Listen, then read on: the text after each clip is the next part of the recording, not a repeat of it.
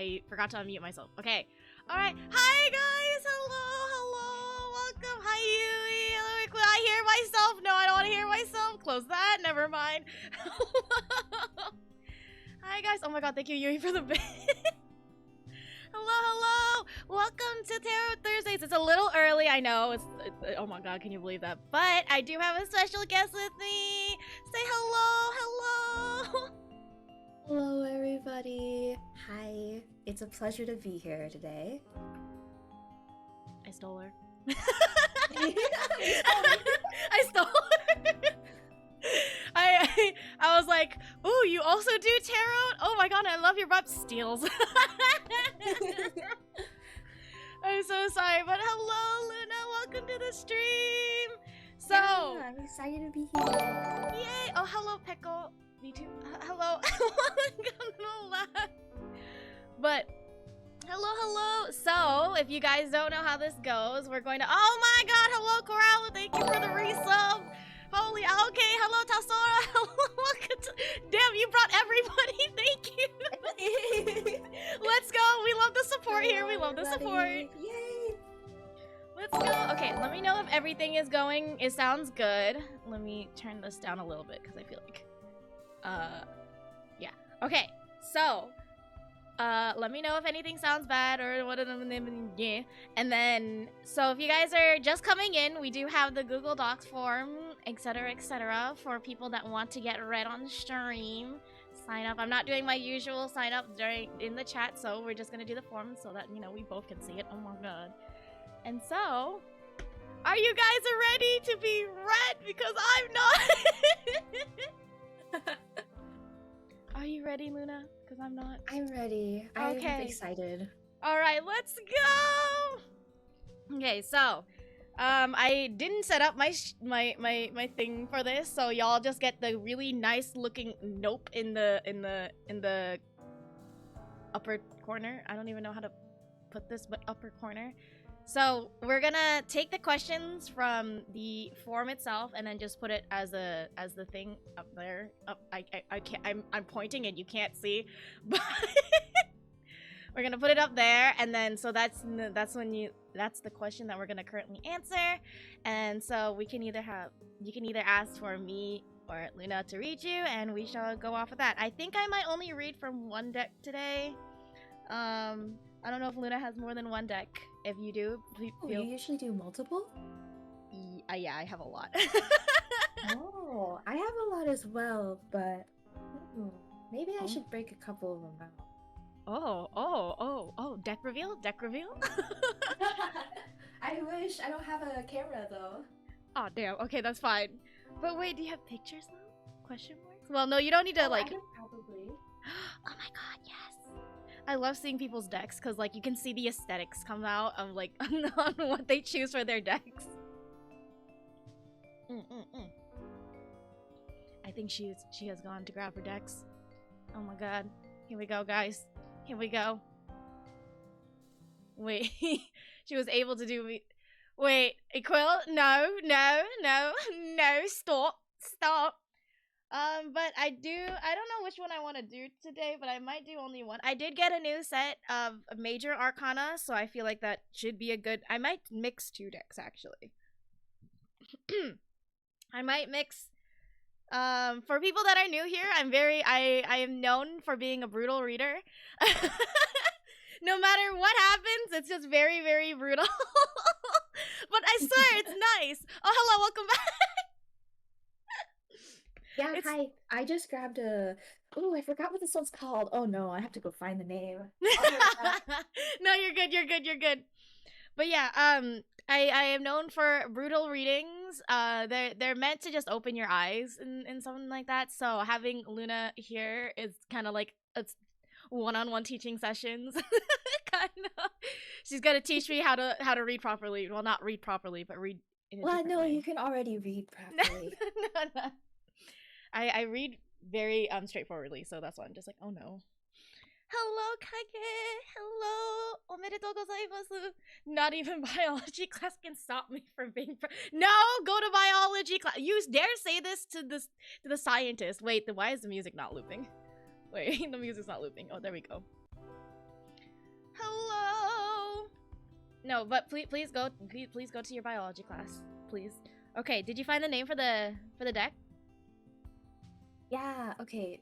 I have the regular like Rider Waite, like the checkerboard sort of like blue deck with me. It's my favorite, so I'm gonna use that. But I also have an interesting deck. It's called Spread Machine. It's like I'll link it in your general actually. Yeah, it gives you a bunch of prompts. Like say you don't know exactly what you want to ask. You can pull from this deck and it'll tell you an area of your life or like something specific. Like that you should reevaluate perhaps, or you know, stuff like that. There's just a bunch of little prompt cards that I think are kind of fun. Hey yo, can I ask it for a reading like right now? A reading right now? Can you? Putting me on the spot. No. Wait, but this deck looks so cute. I love the vibe of this. Oh my god, wait. Like, I have a lot of trouble shuffling it because it's huge. There's a lot of cards. Oh my god, I know how you feel. Oh my god. Yeah, some of my cards are like fat, and I'm just like, Jesus, my hands are not. It's so very tiny. Yeah, same. But okay, but yes, Quill. So it's basically just buy the form, so we won't take anybody to VC. That's probably another day. So, but we'll just take the forms right now. So maybe I should, because I did get a new Major Arcana deck that I kind of want to use. It's only the Major Arcanas, so I'm just like, maybe just the Major Arcanas from here, and we shall see how it goes. All right. So our first one is actually already up there. It's the questions or concerns. Nope, just no questions, no concerns. But they're asking about, they're most concerned about love. So, and they're also a Sagittarius. So, how do you want to go about this? Interesting. You can take the first one. Okay. Since there's no concerns, maybe I will read with the Major Arcana. Let's see how this goes. Let's see how the major... Indeed. See how the major feelings of the vibes right now is going. Give me 1 second. But yes, thank you for coming on. I appreciate it. I'm so excited. I love talking tarot, and it's nice to talk to somebody who's also interested in it. Yes, tarot is fun. Oh my god. Okay, I'm gonna out Luna really quick, but well, out me? Yes, I'm gonna out you. But they've been doing like these like you do like the astrology like forecast things in your I do. thing. And I was like looking at it, I'm like, oh, I'm learning so much right now. I think I like low-key just checked that, and I'm just like, oh, okay. I don't have any fire in any of my signs, and I'm like, oh, okay. I read it and I'm just like, this is great. I do astrology forecasts at the beginning of my streams, but I also do them on like my Discord server because I don't stream very often. I stream like once a week. Yeah. Oh my god, I love doing them. They're so fun. They look so they're really good. I'm learning so much from it. I'm just like, oh my gosh. I'm glad you're learning something. Yeah, I was like, ooh. Honestly, when I first saw that, I was like, oh, I can learn for free. No, I'm joking. That's true though. I'm spreading information. That is true. I've never actually really like learned that much about like all the retrogrades or like the planets in general. I've only known about the star signs and tarot. So I was just like, oh my gosh, thank you. Because like when you first get into it, it's kind of like daunting in a sense. Absolutely. So it's just like, what planet? Mercury, Venus, hello, hi, Neptune? What is happening? It is very overwhelming. Especially if you don't know what you're looking at. I'm just like, oh no. Actually, this is really funny, off topic really quick, but have you ever actually taken like an astrology class? No, I haven't. I heard, I wanted to do it because like, you know, like astrology is cool and I kind of wanted to do it, but like, excuse me, but like, I heard that it's all math, so I was just like, never mind. Oh. I think they actually just calculate the distance actually or something like that, where it's actually just math and physics, and I'm just like, oh. Yeah, you mean astronomy? Yeah, it's all physics. It's all physics. I hate physics. Oh my god, honestly, who doesn't? Let's be honest. I struggle so hard with physics. Like, the basic concepts are like really cool to me, but the math I can't do for my entire life. Oh my god, same. Math is like the bane of my existence. I'm like, why, who, how does one get this? I'm so glad I never have to do math again. Right. I like switched majors so I didn't have to do math again. I was like, me, actually. No, but literally. Oh my god. When I was in college, like, I came into college with a chem major, like chemistry, just straight up chem. But I quickly switched out of that. Yeah, chemistry is also a lot of numbers too. It's a lot of math. It's all math. It is all math. Yeah, all maths and bonds and bond angles and yes. No, we do not like that. Okay, so I have pulled the cards. The card has came out. It's actually come out as the moon. Ironically enough, let me pull the where's the moon?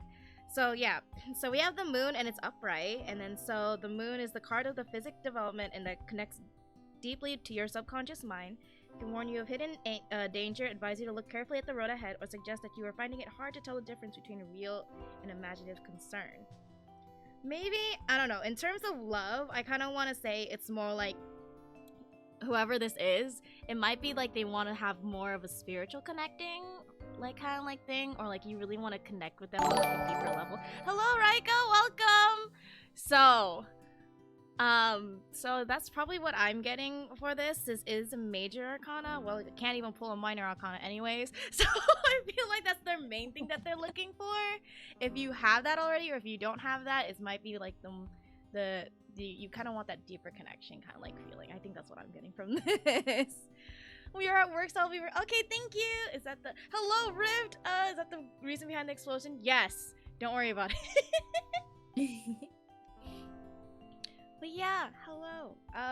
Do you want to pull a card for it, or should I, because they did ask, I'm pretty sure they asked for both, right? Oh, they did ask for both. I was just going to add on to the card that you pulled. Oh, go ahead, that works too. Yeah. I think as like the major arcana card for the moon, it like also kind of represents like things that are hidden from you, because like the moon, like traditionally, if I'm thinking about like the way the card looks, it's like hidden behind, in the background, like behind towers, behind the valley, behind the river, behind the wolf. So I also think about like sort of deeper lying issues and stuff like that. Sort of like your subconscious, and I think about spirituality. So in pertaining to your love life, perhaps there's some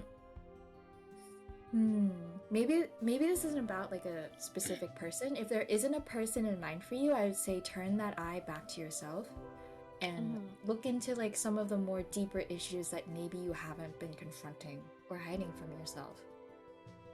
Oh, that's good. Oh, that's good. Thank you. Okay, this is no longer my stream. I'm so sorry. No, that was perfect. That was great. That was so good. I actually struggle a lot with the moon card, so when it first popped out, I'm like, fuck, how do I... Wait, but that's a really good way of reading it. That's actually a very... I should take notes. Wait. I actually love the moon card. I think it's one of the cards that I resonate the most with, but maybe that's just because I'm a Pisces. Ma'am, I am also... Wait. Did you guys know that in tarot, there's like, not only are there like relationships between the cards and different like elements, but they also correspond with different planets, as well as different zodiac signs because of that? Yeah, and like Pisces is often associated with the moon card. Fun fact. I I knew some of it, but I didn't know all of it. I only knew like, did I? Is it Chariot? It's either Chariot or Strength that's associated with Leo, and then everything else I don't remember. Yeah, it is Strength, I think. Is it Strength? That is Oh, you know associated. what? That might be Well, right. Yeah. You know what? It could also be the Chariot, because the Chariot and Strength are both fire sign. Fire signs. Yeah. But oh my god. Okay, that is actually. I'm gonna keep that in mind next time I pull a moon card. That is very good. Thank you. Thank you. I'm happy to be able to teach you something. Yes, I'm sure actually I will learn much as well. Oh god, no, I don't. Who knows? My cards are very. Yay, continuing. All right, so the next question. Question of the day. Oh, not the question of the day. The next question. So, this person is curious about meeting new people and encounters. Oh, Miniki, hello, welcome. We're doing tarot. Very, what now? Did you? Be quiet, Rift. Be quiet, Rift. Hello, welcome. We're doing tarot Thursdays with my wonderful guest Luna. So we're reading people. If you wanna come and send a concern, we got a sign up sheet because sign up sheets. So yes, so this question is they're very curious, or their concern is curious about meeting new people and encounters. So we have their area to be concerned about is love. And they are a Taurus. Oh, hello, welcome. It's Taurus season, isn't it? Taurus season. Yes. Oh my god. Happy birthday season. Right? Don't know if it's before or after, but happy birthday season.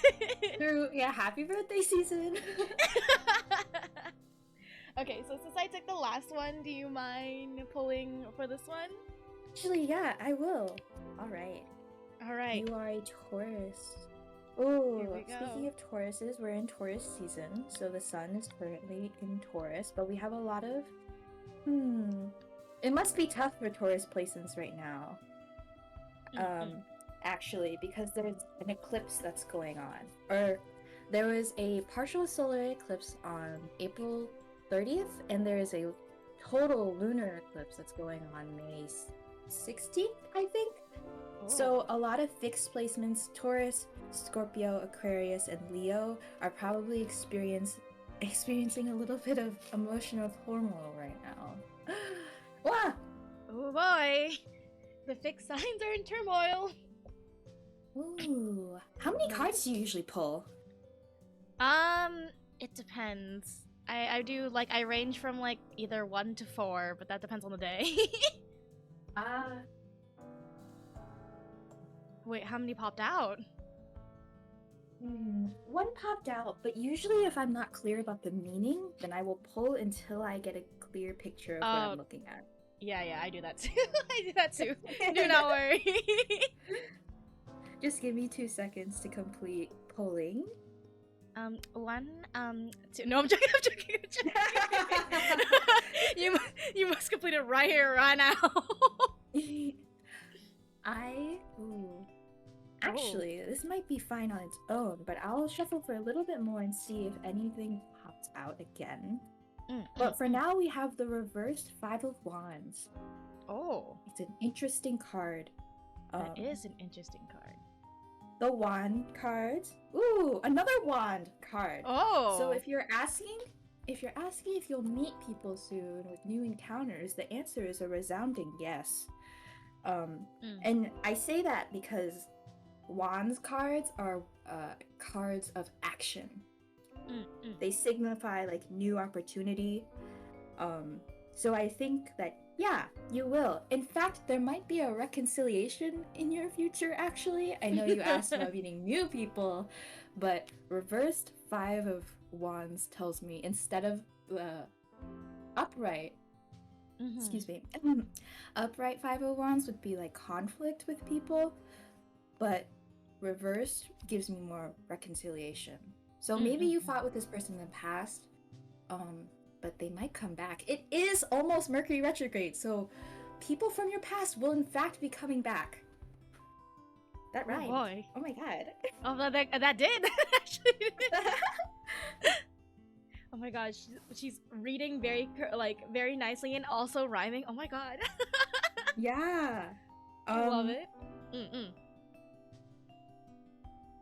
And the Seven of Wands came up, and the Seven of Wands upright. It's about defiance. It's about tenacity, or ooh. I wonder what kind of past conflict that you've had this person. Because like these cards are not about new people. They're about old people coming back to you. Oh my god, is that the reason? Oh, it might be the reason why they want to meet new people. Perhaps, yeah, because these cards are like, what it's getting at is like this person may come back, but the cards are telling you to like hold your own, like have your tenacity, and don't be afraid to oppose them if you need to, and stand up for yourself and defend your point of view, your opinion, or your own experiences. That's what this, like, these two cards paired together is what it's telling me. So stand up for yourself if someone does come back. There seems to be a reconciliation in your future. Mercury retrograde! Your exes are coming back and might be Your exes are coming back! And maybe they aren't coming back to be with you, but they might be coming back to talk to you. Oh, that's true. In which you'll probably have an important conversation in which you need to stand your ground. My apologies. They did not tell me whether or not you were gonna meet a new person, though. The cards know. The cards like, cards are like, no, maybe not. Maybe you'll meet another person again, but maybe not any new people. They were just like, you wanted to meet new people? No, now's not the time. No, not happening. I'm so sorry. No. I mean, it is spring. This is where like people try to turn over a new leaf and stuff like that, or the heat starts getting to them. So Ooh, they're like, hot girl summer is coming. Exactly. So people are kind of be like, you know, but you have to make sure you stand your ground. You know, you can't. Really... I feel bad. I want to pull one more card to see if we are meeting anyone new, or like maybe what that new person might look like whenever that happens. I mean, yeah, go ahead. Oh gosh. And watch it be another one. Oh. Is it actually? Okay. No. It's actually the Emperor. Oh. I don't think you're gonna meet anybody new. I'm so sorry. No, that is really not. That is really not. The Emperor is the lone king who sits on his throne. No. And it's a major arcana. So I'm so sorry. I think you'll be single for a long period of time. But it's not a bad thing, because being single really allows you to heal yourself and sort of reflect. I'm so sorry I'm laughing. It's just... I'm so sorry. I'm not laughing at your situation. I just think it's very funny how the cards said, no, you're not going to meet a new person. New people. Yeah. The cards were just... anyways, you're entering your Emperor era. You're entering your probably single era. A time where you're really gonna collect yourself and sort of build yourself up and recover and heal from perhaps the wounds and issues that you might have experienced in your last relationship, especially with this ex who might be coming back, or this person from your past who might be coming back. Standing your ground and having that conversation with them, or protecting yourself, will be a huge moment of growth for you, probably.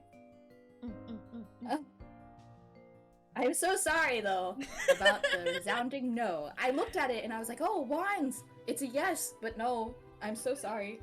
The wands are like, Yeah, I could not give you the answer that you wanted. But sometimes it's not about the answer that they want, it's more about the answer they need. So, oh, absolutely. Yeah, you what you need to know, not what you want to know. That's like low-key one of the good things about tarot. It's just like you can ask whatever questions you want, but the things that you're really like, you know how some people are so shy to like ask a question, but then the cards will just literally just drag it out of them. Sometimes it's just like, you know, this is what you're actually very concerned about. I feel like it's like a nice, like, it's a nice way to drag it out. And that makes sense. Yeah. Or else it'll just never, they'll just continue just being like, no, everything's fine. I'm like, no, come over here. I'm gonna read you right now. I can clearly tell something's wrong, honey. Let the cards speak for you. Let the cards speak for you. Let the cards speak for you, yeah. But, oh god, good luck to that person. Agreed. I don't know if I should pull because you pulled very, very well for that. If you want to, you can. You can add on anything that you wanted to add on, perhaps. No, everything you said was actually pretty on like very correct. If anything, I was just gonna be like, wow, this is great. This is honestly great. I think that was probably the same reading I would also as well.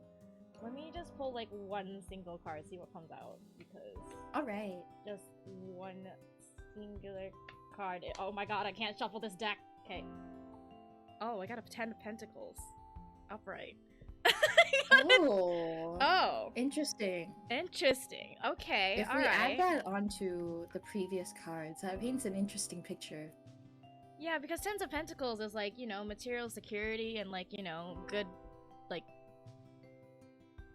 yeah, material like, security and like confidence pretty much in terms of money, right? So then that means, oh god, I painted a really bad picture when I pulled that card. It's sort of like the everything you've ever dreamed of card, except it actually comes to life and is your reality. Yeah. But like, since it's like the money, like, I don't know, this might, yeah, the healing time plus solo equals getting a lot of money. Getting a lot of money. Get your bag, king. Yeah, so it's basically just the whole like, oh, you know what? Now you don't have to financially be burdened by somebody else, and now you can worry about spending money for yourself, because it is like, yeah.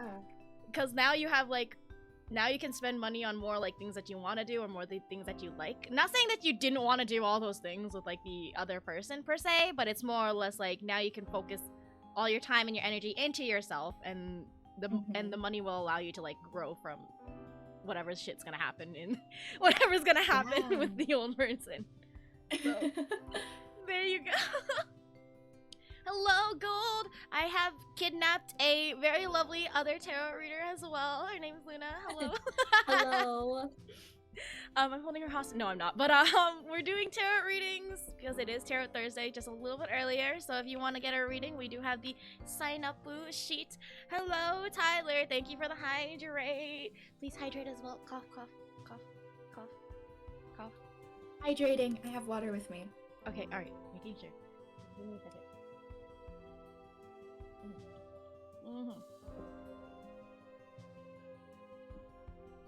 Okay.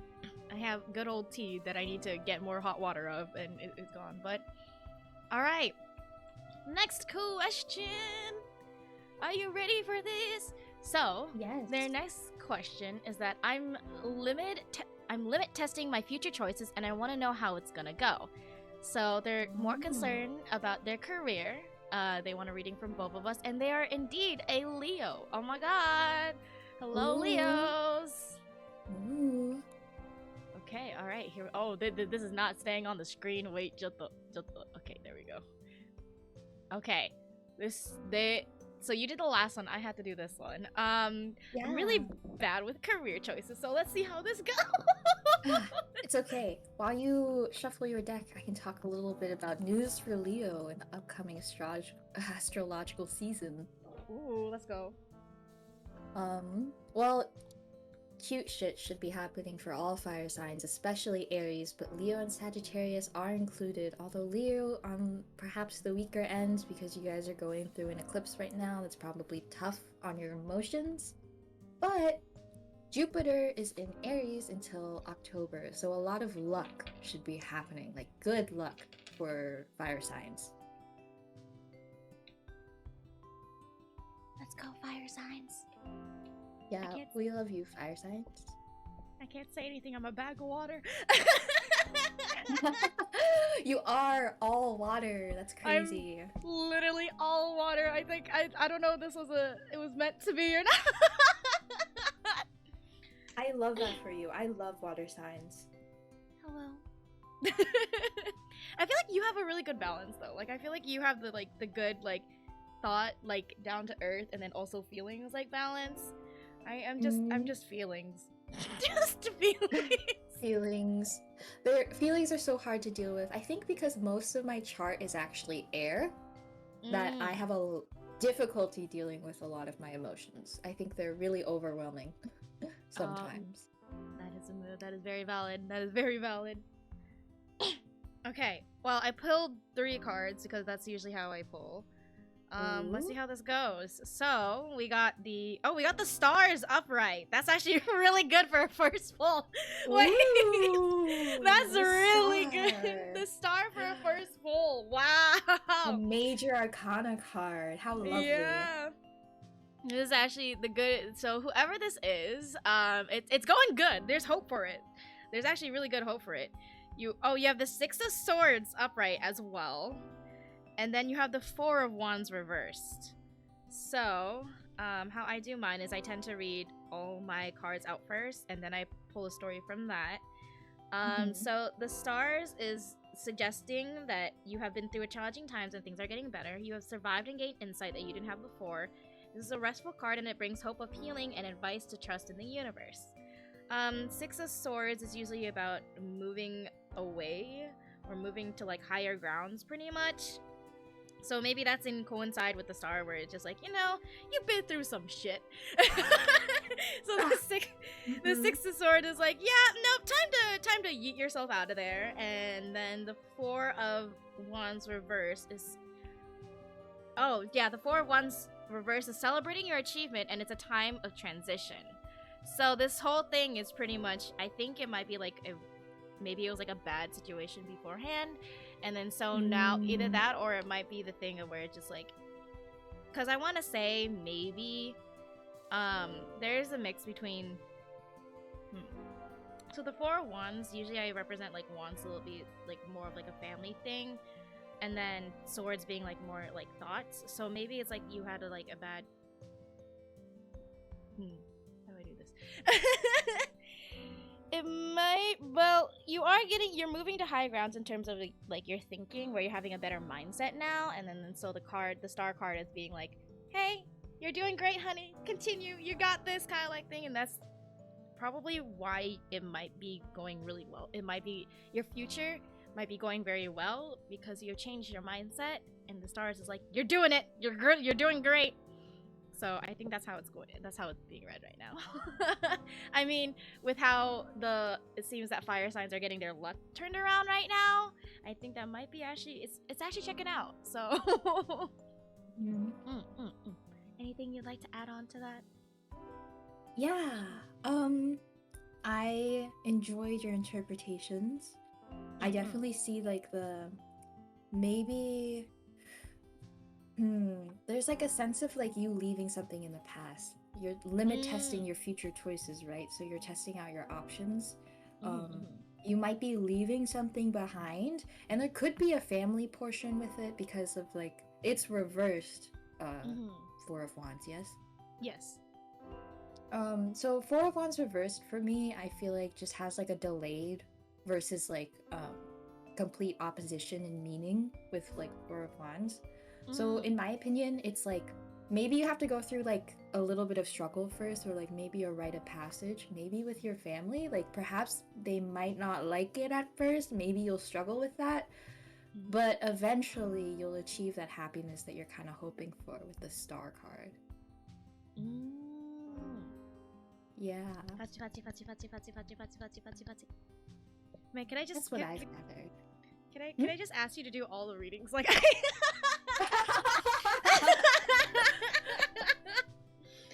I'm sitting here in awe. I'm just like, oh. Thank you. Please take the rest of them. I will sit here and I'll just be like, yes, please. But this is your channel. You also will have to read. No, I don't. This is my channel, so. Wow, you are the host. Look at the time. Oh no, what a just throw you right under the bus. Just be like, here you go. But yeah, that's actually, I didn't didn't think about that. That is actually pretty good. Yeah, rite of passage. I'm gonna write that down. Man, there's so many things I'm writing down right now. Thank you. Oh my gosh, that is smart, because I do have like a small book that I need to actually just retouch up on my tarots in general. So having you here is just like, thank you. I'm learning a lot. Of course. I'm so happy to be here. Okay. I'm having so much fun right now. Good. I appreciate it. Thank you. I'm glad. Wait, we're right of fancy. Okay, alright. I leave myself notes. Hopefully it will go. Oh my god, we're getting to 14. Oh my god, here comes all the peoples. Okay. Ooh. Oh, okay. Actually, ironically enough, this one is just for you. Ah, this one is just for me. This person just wants you. So ironically enough, here you go. Take the whole stage, man. I will shuffle. Alright, well, she is shuffling. The question is that I am a leaf floating in the air, or the concern is that I am just a leaf floating in the air with no sense of directions. I have no idea what I'm going to be doing in the future. And so it's more leaning towards about career, and so they want advice on their career, and they are the Capricorn Aquarius cusp. So that's like late January, early February. Yeah. Right? Yeah. Early February. Interesting. Capricorn Aquarius. Capricorn Aquarius. I think I only know I think my brother is a Capricorn Aquarius. But that's we are two very different people, so Whoa. It's a fun time living with him. It's just, or like talking with him, and just like, this is too logical for me. Goodbye. Wow, the first two cards have hopped out. Truly. Oh, okay. All right. They definitely reflect what the reader told us, or the seeker told us here. I'm a leaf just floating in the air with no sense of direction, because these two cards, we have upside down Page of Swords and we have Seven of Cups, which are both cards that indicate indecision. Indecision. Yeah. Perhaps with Seven of Cups, it's more like you have a lot of different choices in front of you and probably need to evaluate closely which ones serve you best, or which ones are best for your path. You have no idea what you're going to be doing. I'm still pulling cards because so far the current cards reflect more your right now, and I want to ask about what you'll be doing in the future, or maybe I'll ask what's the best way to get there for you. Excuse me. But yes. My brain farted. I was supposed to fill in the gaps while you were pulling cards, and then my brain just decided to turn off the minute I was like, wait, I gotta talk. It's okay. But yes, hello. Yeah, hello, Gold. Hello, Tyler. Hello, Equil. Yeah, I am learning very well. Honestly, it's very interesting to see other people do tarot cards as well. I need to actually go and read. Well, more brush up on studying, so this is a great opportunity. Thank you. Okay, yes. Okay, so we also have an upside down Five of Wands. Sorry, not swords. Which is interesting to me. This is the card that popped up earlier about reconciliation with people. Ooh. We have a fourth card out. Oh. Interesting. Four of Pentacles. Yeah. What I'm gathering, okay, so Page of Swords reversed is very represented. Okay, for me personally, I read court cards as actual people. They're like stand-ins for real people in their life. And I think this is representing the seeker, the person who's asking us the question or asking us to read them. And Page of Swords is basically saying that you're very self-conscious and sort of teetering between all these different decisions, right? Because you have so many paths and so many different options that you need to evaluate. the advice that comes with Page of Swords is to not let other people's judgments take the better of you, because right now you're very fearful and it's inhibiting your actions. That's what, at least that's what I'm getting a sense of right here, especially with like the reversed Five of Wands that's coming out. Wands is actions, it's reversed. Perhaps you're afraid of like some sort of conflict, internal or external, with other people, but that won't happen here. It's not likely for other people to be too concerned with your own career path. So Four of Pentacles is very clearly shouting to me that it is okay for you to be selfish and to pick the one that you like best. Maybe within your career, you are struggling because other people want you to do something. Perhaps it's your parents, perhaps you're thinking about like money, perhaps you're thinking about all these other worries that are kind of external. Have you thought about all your options and evaluated which one resonates with you the most, which one that you want to do? It's okay to be a little bit selfish here, especially in regards to your career. And I'm speaking from experience here because I'm a humanities major that came from STEM. So my career path right now is completely different from the one that I envisioned myself in the past. And I say that it's okay to pursue your passions. But that's like from me and not from the cards. But the cards also say that it's okay to be selfish and choose whichever one you simply feel like is the best for you. Maybe it's a gut feeling, maybe it's a fleeting feeling, but for now it's okay to be selfish and think about only what you want. And that's, yeah, that's my interpretation. You can add whatever you want. I mean, that's pretty good. Not gonna lie. Not gonna lie. I think the Page of Swords, yeah, like, it's reverse. Usually indicates the Page of Swords is usually a beginning. So it might be the beginning or like a new like thought process, if that makes any sense. Yeah, because there is also the Sevens of Cups, so it's just like absolutely. There might be a new thought that's been popping up, so that's probably why they're like, oh, no idea what to do with all these choices, and now they're kind of thinking about it. So it's just like, here we go. But yeah, that's yeah. As someone, no, okay, well, you became a humanities major. As someone who's still technically in STEM, I'm gonna also tell you, follow your passion, because oh god, I'm looking at something else out after I graduate that's totally not related to STEM. So honestly, I feel like following your passion will follow your passion, and money will mostly likely follow, because there's in today's day and age, there's a lot of things. Like, there's a lot of small things that people will pay money for. Like, if you're good at one niche thing, you're guaranteed to find somebody that needs that one niche thing. So, just do what you want to do. That's just my normal advice for you. But yes. Alright. Patsy. Thank you for doing that one. Okay. Yeah, of course.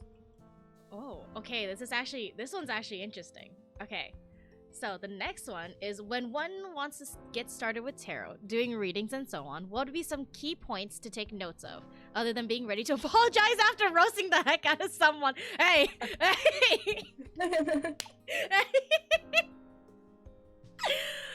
Okay, do I need to pull a card for this? Well, I think this question is unrelated to what they want us to read on, but... That is true. Oh my god. Okay. Well, they said both. So, do you want to go first, or do you want me to go first? Oh, about this, they want to do spiritual mental health. Yes. I just pulled, so perhaps you should. Okay. Just in general, as a person that's been doing Tarot Thursdays, just start apologizing. Just apologize. Every time, just apologize. I did feel bad earlier about reading number 2 to bits. Yeah. I'm so sorry that I couldn't give you the answer that you wanted, but it was the answer that you needed to hear.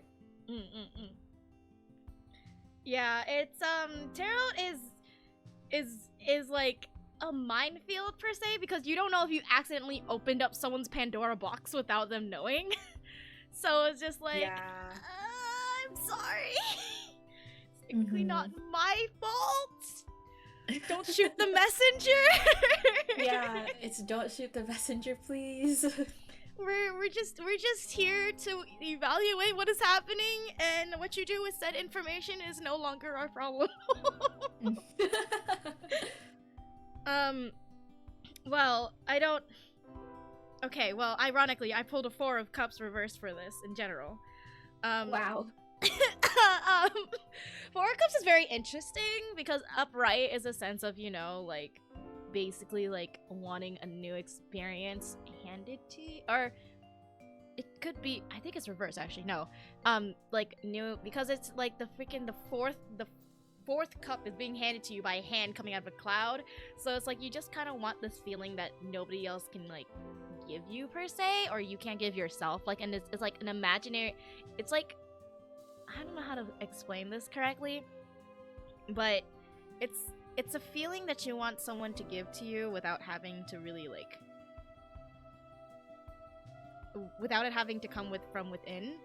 So, and it's reversed, and it has the sense of unrealistic expectations. So it might be the thing of where, like, I'm so sorry if I'm going to roast you. Here's the apology. Here's the apologies. So it might be the thing of where, like, if you believe that you can, like, when you are starting out something new, I'm not sure if you're starting new or if you just want to start reading tarots or whatever, or how it goes. It might be the thing of where, like, you might have a unrealistic expectations of where it's just like, you'll start out perfect, if that makes sense. So it's like, everything you start is very, like, at least when you start something new, it's like you can't always, like, be perfect like when you first go through it. And then so I think this card is like a little bit more of a forewarning of, it's just like, don't expect things to go right the first time around, if that makes any sense. So if you're planning to start doing any tarot readings for, like, people or, like, for a whole stream, it's never going to be correct the first time around. But I also want to say, without even pulling a card, is that, like, nothing's right the first time around.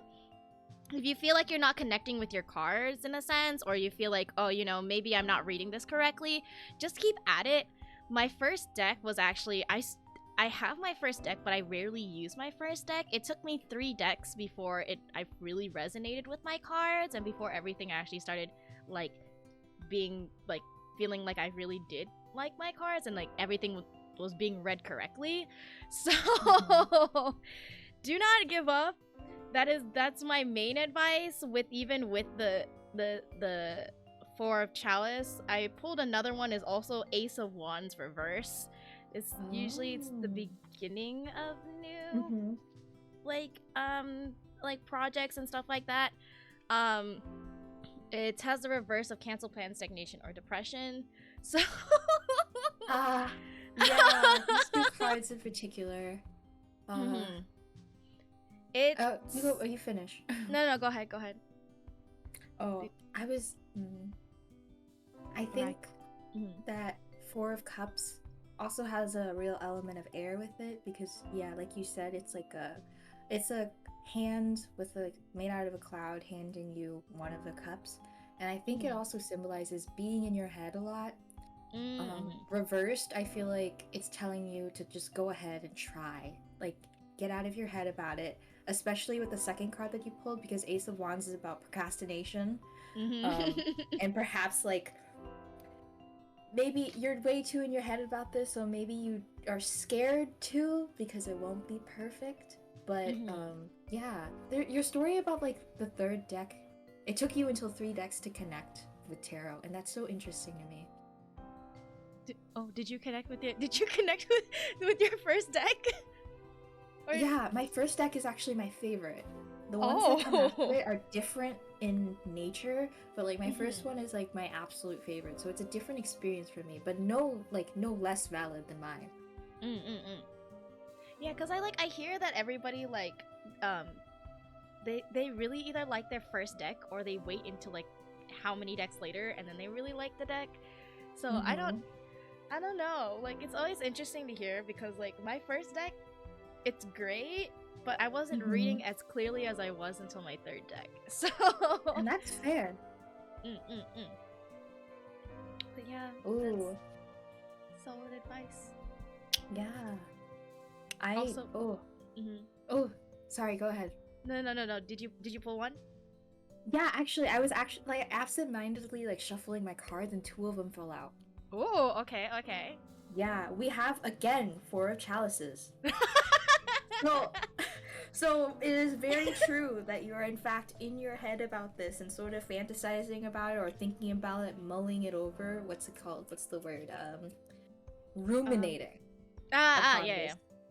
On this issue. And the second one is 2 of Swords reversed. And 2 of Swords is the card about indecision. If you're unsure whether or not you should go ahead and dive in, well, just from a tarot reader's perspective, I can tell you that you should. Perhaps you've already made up your mind, but right now you're kind of in a stalemate in terms of action. We're urging you to go do it. If you do it, please like at me, whoever this is, because I don't know who this is. I'll bring you on as a guest. We'll just all have a tarot day. Tarot day, that would be so cool. Tarot day, let's go. We need more tarot readers, please. We need to create a club of like VTubers who read tarot. Please! Oh my god, that'd be great! Yeah. I would love that. Oh my god. Yeah, it'd be our own coven. We could actually be witches. Oh my god, yes. Please. Tarot night sounds fun. Tarot night is fun. Please, I need new tarot friends. Get all of the advice. You have one new tarot friend, me. That is true. Thank you. I appreciate. Thank you for coming on. Like, honestly. Yeah, of course. It's really fun to be here. I'm having a great time. Honestly, this is great. Yeah, I'm having an amazing time. I love this. Okay. All right. So the next one. Oh god, we've gone up to 15. Oh, I think I know whose card. I really think I know whose question this is. Okay. So the cards kept me from making a rash decision last time about my living situations. Things have now changed and staying where I am is now a possible option, and I'd like to know what they think about this development. They are more concerned about the, spiritual and mental health, and they are a Virgo and Libra cusp.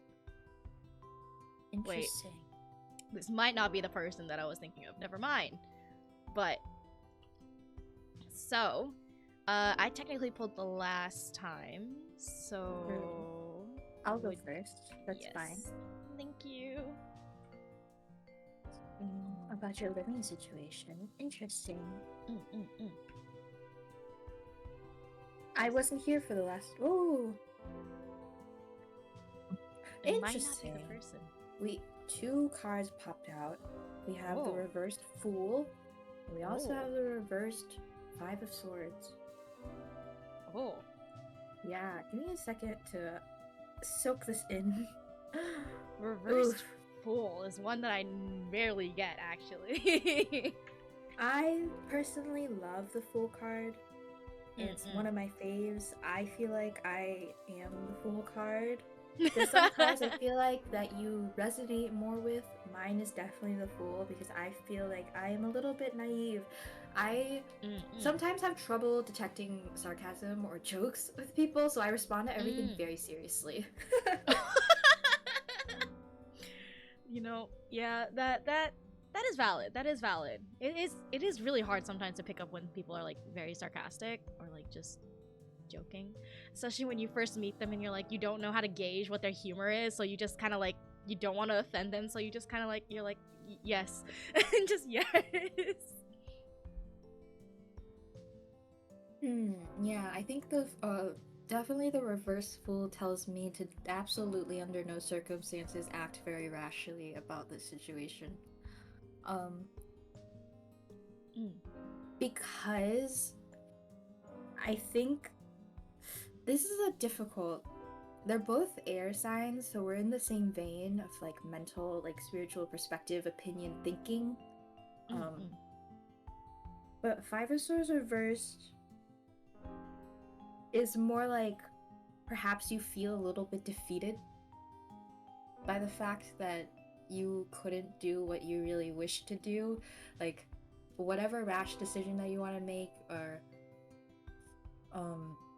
maybe you regret not making that decision, but I'm probably, the cards here are telling me that it's probably a good thing that you did not make that rash decision. Yeah, staying where you are is a possible option.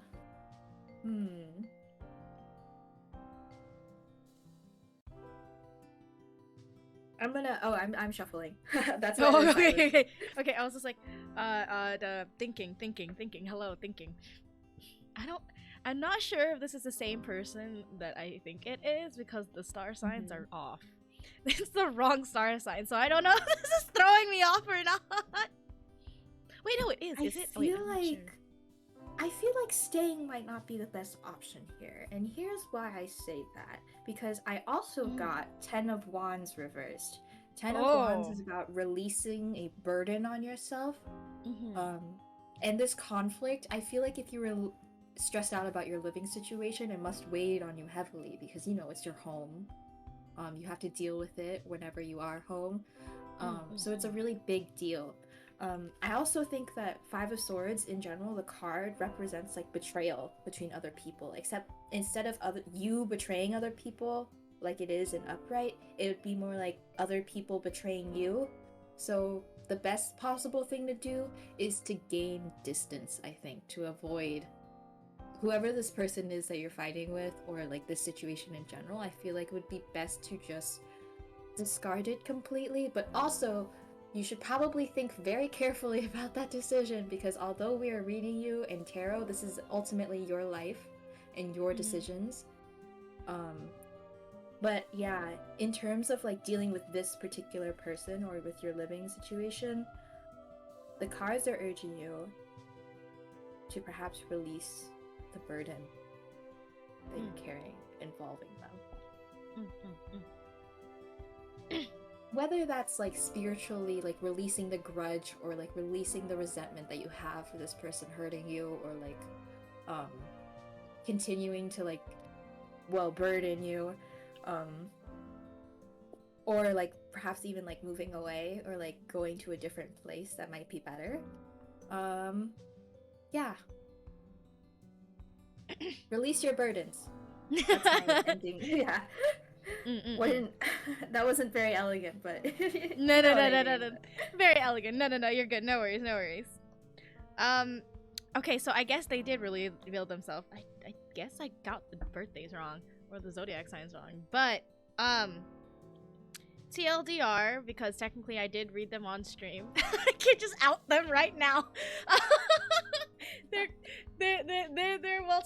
long-time viewers, so it's fine. But basically TLDR, I think it was like the I also pulled for them last time, and it's basically I got the Two of Cups, which is reconciliation as well sometimes, or balance with with moving out. And well, my cards also said don't move out, so like rushly pretty much. Yeah, so I guess it is don't rush it. Yeah, I think the overall is like either you have to have a reconciliation, either by letting go, as what Luna said, like letting go of a grudge or something like that, or something, but they're telling you not to move.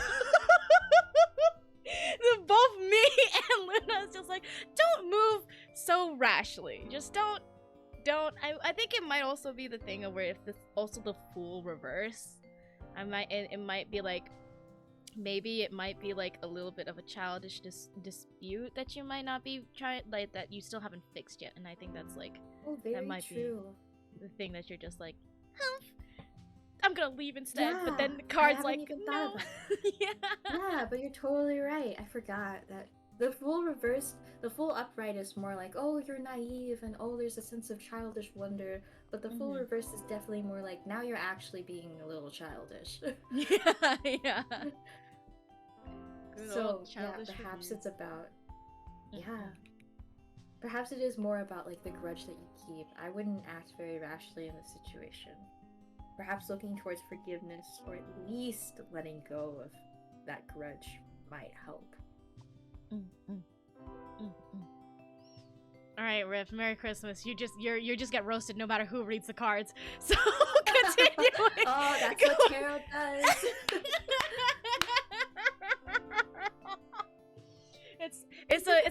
It's a running joke because he's a longtime viewer since I've started doing like Tarot Thursdays. He's never gotten a good reading. Aww. And then I'm so sorry, dear. I'm so sorry. I keep apologizing, but I feel like it just keeps going. It just never stops. So just like, oh, I'm so sorry. I feel like most of the time, 8 out of 10 times, tarot will tell you something that you don't want to hear. Oh yeah, definitely. Like I said, it's what I need to hear. Okay, so the next one is their concern. So they feel like feeling like I'm doing everything I know to move in the right direction, but it feels like I'm not progressing, not sure what to do next, and they're concerned about their careers. And they are scrolling. Why is it so long? Ooh, an Aquarius.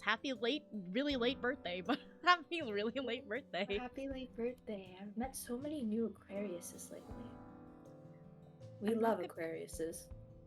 We love Aquariuses. I don't know. Actually, I'm not sure. Because half of my friend groups are very fire. I have a lot of Sagittarius friends. So I'm just like, oh. I've never had a Capricorn friend, so I'm just like, oh. How do I split this? Wait, is it? I think it's my turn, right? Yeah, it is right your direction. God, I should have made this box bigger, but you know what? This is fine. we'll just suffer through this. Okay. So careers. All right, here we go. Do you have anything to like say about Aquariuses in this retrograde? Yes, no, maybe, sure. Again, Aquarius is a fixed sign, so you're probably struggling a little bit right now, especially with the eclipse.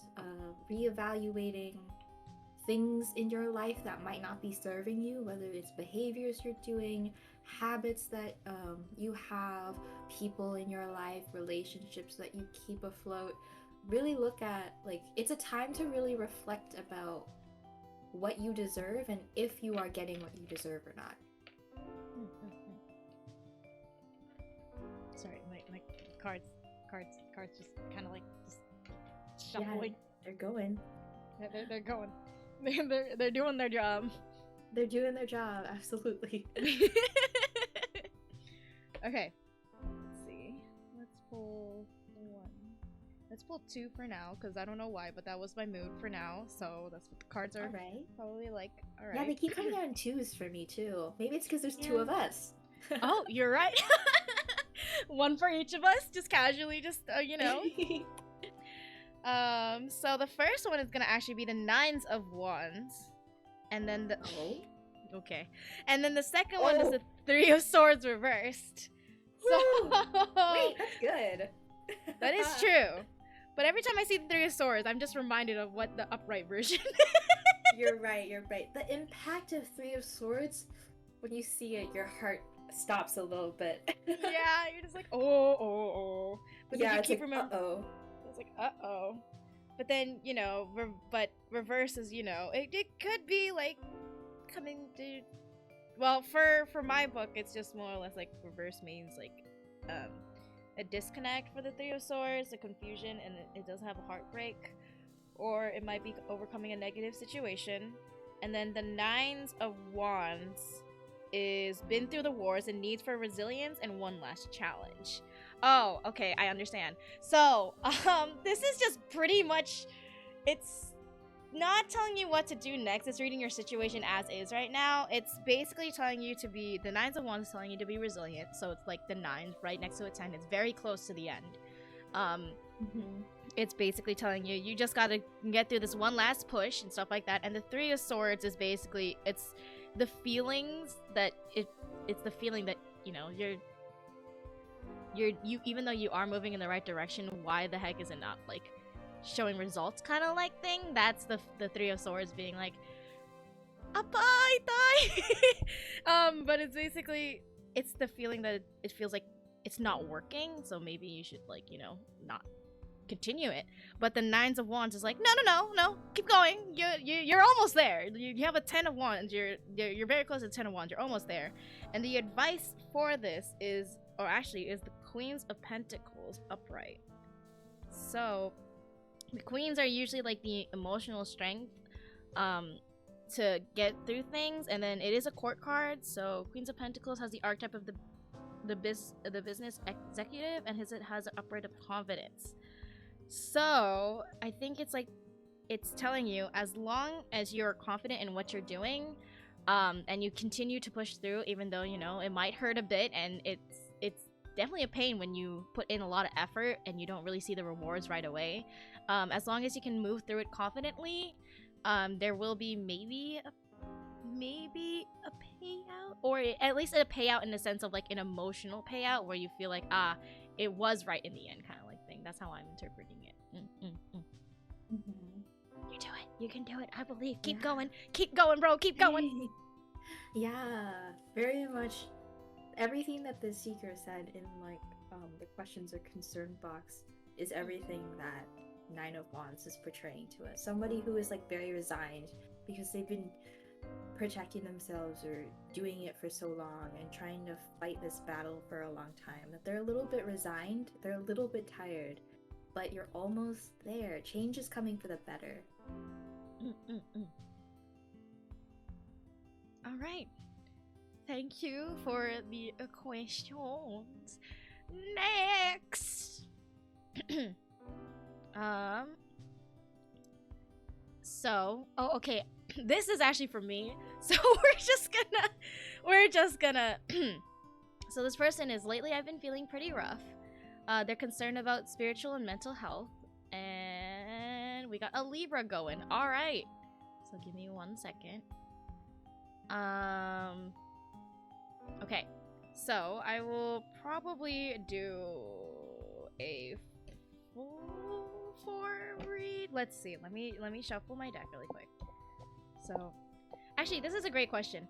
So, you know how like we kind of both know like both our sun rising and like our moons. Which one do you feel like you resonate more with? Do you resonate more, because there's like always a question between like the stars, like who resonates more with the stars or your rising, like, you know, that whole debate. Which one do you feel like you resonate more with? Well, in general, I think that people who are born during the daytime resonate more with their sun than their moon sign, and people who are born at night resonate more with their moon sign than their sun sign. Like perhaps as a child you might resonate with one or the other, but grow into like the one corresponding to the day or like the time of day in which you were born. For me, I think they're like all pieces to a whole though. Like I feel like all of them in some way I can feel that, like when I look back at myself and reflect upon who I am and what I'm like. Because I think like my inability to like recognize jokes definitely comes from like the Capricorn rising of being super serious and taking everybody very seriously, and like the naivete definitely comes from my Pisces sun. I'm always in my head. And my inability to deal with my emotions is definitely from my Libra moon. So so all of them kind of resonate with me in a sense. It's actually interesting because, God forbids, I literally only have all water. That's true. You are all water. I'm all water. There's nothing really for me to piece together, so I'm just like sitting here like, water. Just water. You are a Pisces sun, moon, and Scorpio rising, right? Yeah. So yeah, it's just like, oh no. But it's like, I don't know, it's kind of weird for me because it's like, even though like I'm a baggage of water, I'm not too emotional in a sense where it will like, I don't know, like, you know, like those, I'm only emotional around other people, which is really weird. Well, actually, yeah, no, continue. No, like like, if someone else is crying, I will probably not cry too, even though it's a very, like, you know, Pisces thing to start crying, or like in a sad movie, it's like I'll start crying kind of like thing, but I don't know. I do like sad things though, so who knows? We'll see. Okay, so continuing. So I've pulled all the cards. I pulled a 4 spread because 4s are nice. So the first one is going to be the Knights of Swords upright, with the combative fighter. We have the Nines of Pentacles reverse, which is times of prosperity, but there's a sense of loneliness in there as well. The Knights of Pentacles. Wait, no, JKs, that's the Page of Swords. I have lied. Sorry, my book is different from these sets of cards. So, the Page of Swords, the archetype of the Observer, and the upright of Truthful. So then, Nine of Pentacles is loneliness.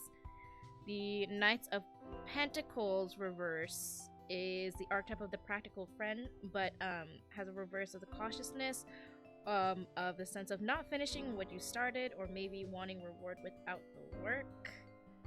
And then the Queens of Swords upright. Wow, there is like 3 court cards in here alone. So how intense.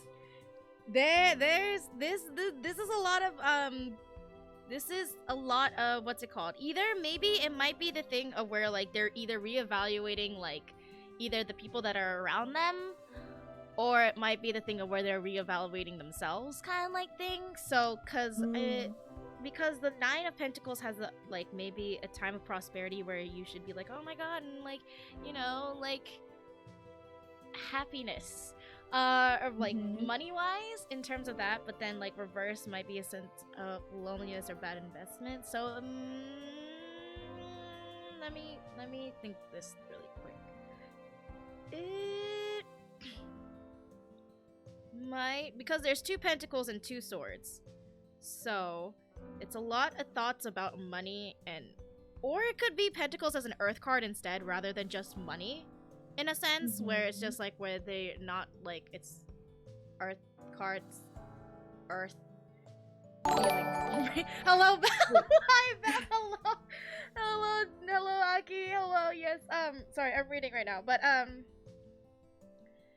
because ironically enough, their 2 earth cards are actually reversed, so it might be a thing with like feeling lonely, if that makes any sense. And the movement and like being cautious of like either how to like either it's like cautious on how to approach their friends or make new friends or something like that, where you're feeling very cautious on how to like approach certain situations, and stuff like that.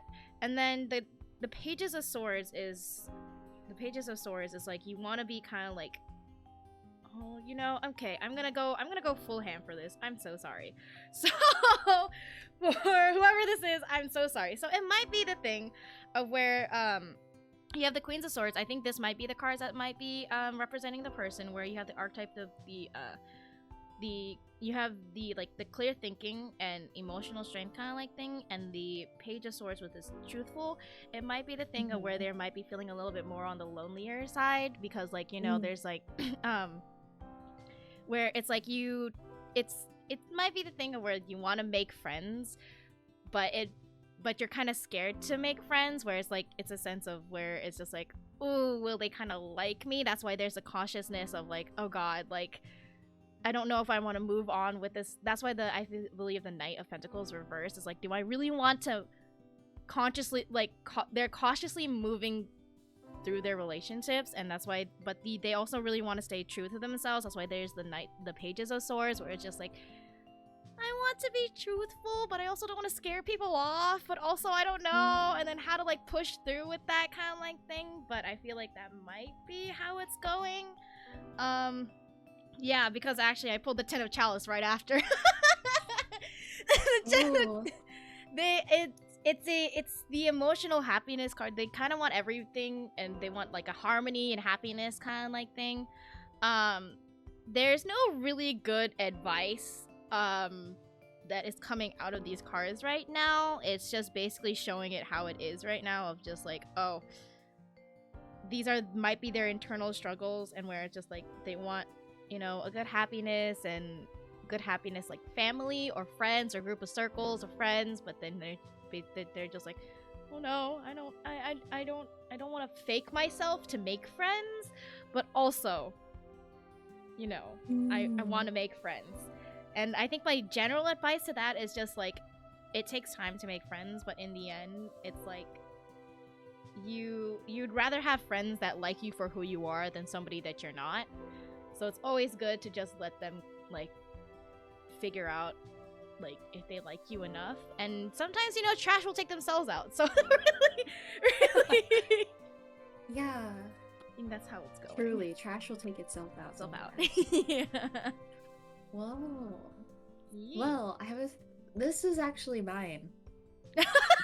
So I can't pull for myself. Or like I personally don't read for myself right now. This is actually mine. And I think I understand what's happening, or like when cards this is actually a pretty cool example for everybody, because not only am I like a reader of tarot cards, but I'm also the person asking the question, receiving the reading right now. But when the cards describe the present situation a lot more than like answering like a future one or answering anything you should do about it, I feel like it's intentional. I feel like there's a lesson that you need to learn, or like a challenge you need to go through to conquer this current situation that the cards / the universe / whatever god you believe in doesn't want you to know right now. It's basically being like, we're not giving you the answers for free, you're gonna have to learn it yourself. So I really feel like that's what's happening here. Lately, I have been feeling a little bit lonely, I suppose, and a little bit cut off from everybody, despite the fact that if you look at me, I probably have a lot. I appear to have everything from the outside. Or I guess it's more of a like, I'm pretending to be okay when there's a lot of stuff that I'm perhaps holding underneath the surface. And a lot of it, I avoid being vulnerable with or like lately I've been scared to be vulnerable with some important people in my life, because it's difficult to do so. It's always difficult to be vulnerable. Yeah. But I suppose I'll just have to go through the lessons and force myself to open up to people and see how they receive me, because whether or not I fear their rejection in the end, I will be better for it. I will learn the lesson I need to learn, and I will turn out a better person for it, regardless of if it hurts me or what happens. So thank you for the reading. I really enjoyed that. Thank you for... I was trying to very hardly avoid, because I think I knew it was yours. Yeah, I told you. I was like, ooh. But no, you're 100% good. It is totally fine. I think, yeah, vulnerability is very hard. But, you know, as I said before, if you do open up to somebody and, you know, like, if they don't really receive it correctly, or you don't like, you don't like how they receive it, it's a good opportunity to talk about it, or the trash will take itself out kind of like thing. Yeah. So, but yeah, vulnerability is very hard. But thank you. I really appreciate you actually outing yourself for it. I outed myself for the educational purpose of this stream. I was trying to like, I don't know if I went hard because I kind of knew it was yours, so I was like, I really want to give you an advice, but like my cards are really not doing it for you. I'm like, ah! But yeah, no, thank you. The advice is, yeah, just go for it. And with it, it's always easier to like hold yourself and like, and not really say anything's bad, because you don't want to either burden somebody or like make someone have like a really bad day kind of like thing, so you just kind of keep it to yourself. But you know, those people are there to care for you, and they want to understand, so I believe in you. They care for you. Yeah. I believe in you. Aww, thank you. Love. If you need anything, I'm also here. I know we just like, this is like the first, you know, like thing, but you know, I'm also here. Hello. Yeah. I will definitely. I'm glad that we have built a friendship. This is so cool. Thank you for inviting me here. I'm having a lovely time.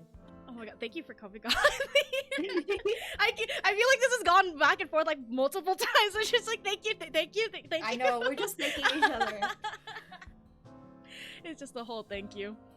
while I'm driving like a podcast. Corella, please stop driving and typing at the same time. When I open it, it always ends up. Okay, yeah, there's always a little paranoia in terms of just being vulnerable in general, so it's always hard. And a friend tells you a shirt looks nice. A good friend tells you you should return the shirt. Yeah, that is true. That is true. I love the thank you podcast. Okay, thank you. But yeah, okay, alright, so there is a hydrate, so please hydrate. We got the good old hydrates while I continue and with the next thing. And I think did I pull what somebody put both me and both. Wait, oh shit, it's because I put it as a checkbox instead of a multiple choice. Oops, I'm dumb. Alright, continue. Thank you, no thank you, no thank you, thank you, no thank yeah, you. basically. That's how it's going. Okay. Oh dear, there's 16 now. Which one? Oh no, there's like 16 responses now. I know. we're on 9, so we're getting there. Very slowly. Soon, though. Oh no. That is true. Well, the thing is, I kicked out my roommate, but they were still in bed till like, God forbids, like 20 minutes before the stream, and they needed to leave anyway. So you know what? They can suffer for an hour. They'll be fine. Wait. Okay. So is this yours or is this mine? Because they asked for both. So the question is, what will become of my life? And they're asking for love, and they are a Sagittarius child. So Sagittarius. So since technically, ironically enough, I think I pulled last time. Would you mind taking this really quick? Yeah, I will. I won't. How do I answer that question? I don't mind at all. I will. Oh, okay. I was like, oh, okay, I will pull my cards really quick. What will become of my life? Your love life? The love life. I think it might be the love life.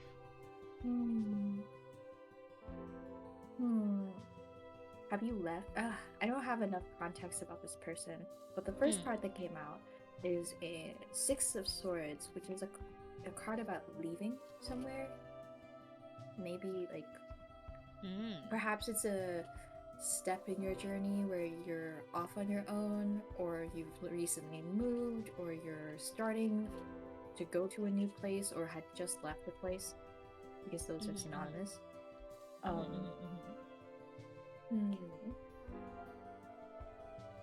I'm still shuffling.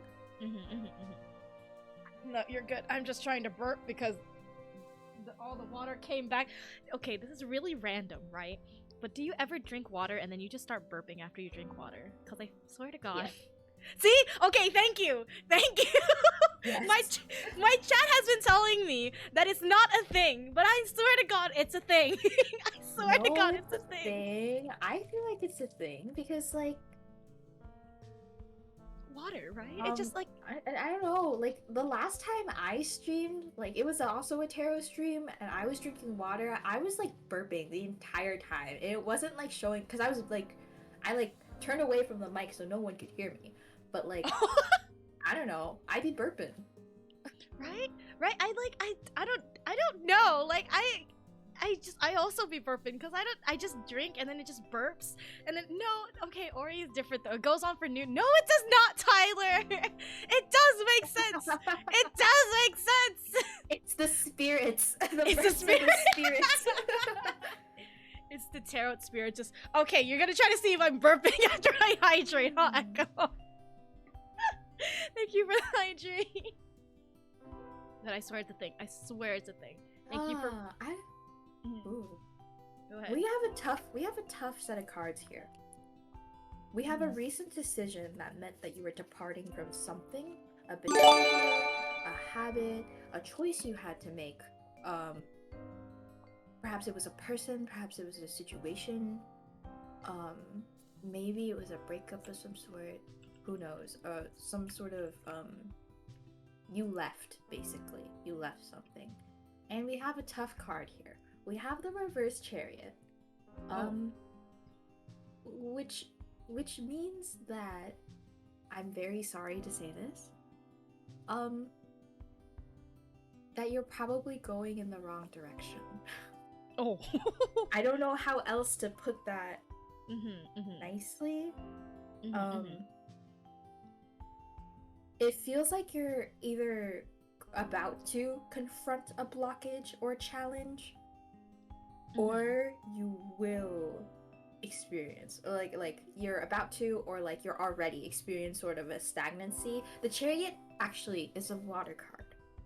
I did not know that. Oh, I didn't know that. It's actually a card that signifies more with like Cancer versus Leo or like Aries or Sagittarius that I initially thought it was. I know, right? Yeah. Same. The Chariot is about like conquest and triumph over like obstacles. And it also suggests that upright, you are the person in the chariot, so the person driving the bus, like you're the driver of the car. You have full control of your emotions since it is a water card. Maybe that is not the case here. I don't know if it was a rash decision or not. Swords kind of tells me that you thought about it for a while and you definitely debated it in your head.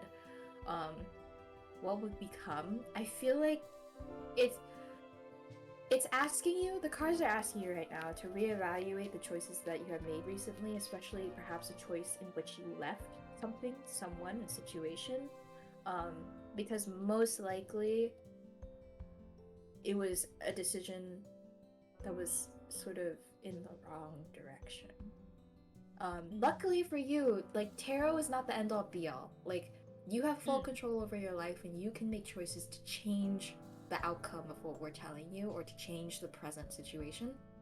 So I would strongly recommend reevaluating your recent decisions because it seems like you're headed in the wrong direction.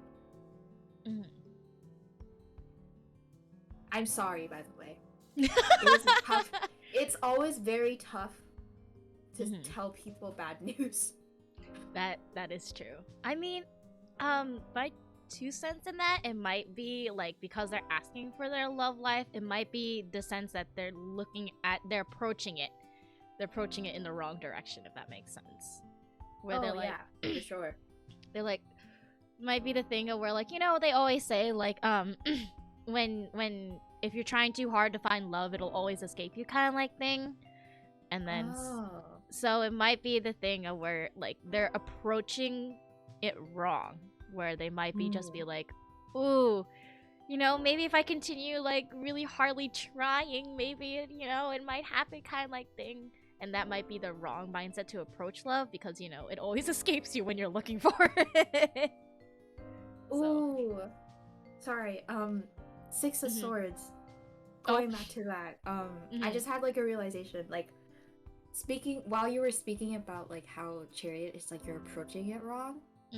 You're also like the Six of Swords in this case could also represent a person who is running away from their past. If you are trying to run away from your past, ignore your issues, and not confront any of like perhaps like the deeper veins of like why you did what you did or how you hurt people or what became of that situation by like escapism or like, I don't know, trying to suppress it, that's definitely not the way to go about. I don't think your love life will resolve anytime soon if you keep running away from your past. Yeah, that is actually very solid advice. But if you do the hard work and you get through it, you will, like, this card is like not like, I mean, Six of Swords in particular is like not a negative one. Like, it's leaving, yeah, it's like running away perhaps, but you're like sailing into smoother waters. So like once you get past this journey, once you make it there, maybe I think your love life will probably pick up. I think it might be a self-reflection actually then. Yeah, it is definitely more of that. Yeah, because that's how that what will become of my life? Well, you gotta self-reflect on it. Yeah. Take the time to sit down. Of your own life. That is true. That is true. Think about why you do what you do. Yeah. Yeah. That's an advice I feel like we should give everybody. Like I feel like that's just a very good solid advice to everyone. Just think about why you do what you do. Yeah, I would encourage everybody to just take a moment, and if you've made mistakes before, which everyone has, to think about the reason of, like, why do you do what you do? Why did you do this? Mm-hmm. Wow. Okay. All right. Thank you so much. The next... wait, is this it's this one, right? Okay. I feel like this was a personal attack. Because the next one is, hi Ori and Luna, head pats for you both. I want to know how well or bad my job search will go right now. Brutalize me, Oreo, I know you have that deck. Oh. Someone called me up personally for this. Wow. Well, I feel like you should definitely pull. I did pull last time, but also they want that deck. They okay. I have been quote unquote reading with that deck, so you know it. Someone's looking for a bashing. Yeah, kind of. Yeah, okay, someone's looking to get brutalized right now. Oh god, shit! I don't know if I can live up to that now. Oh good. Oh god. Okay. All right. The fact that like the thing is that they have a smiley face on it too. So I'm just like. I know. And it's the cutest smiley face emoji. It's this one, guys. It's that one. It's so cute. It's my favorite smiley emoji. I always put it after everything. You're right. It's such a cute one. I'm just like, oh my god. And then they're like, please brutalize me, smiley face. I'm like, okay. All right. Well, let's get to shuffle then. Okay, all right. We're shuffling. So, how well job searching will go in their career, and they're indeed a Scorpio.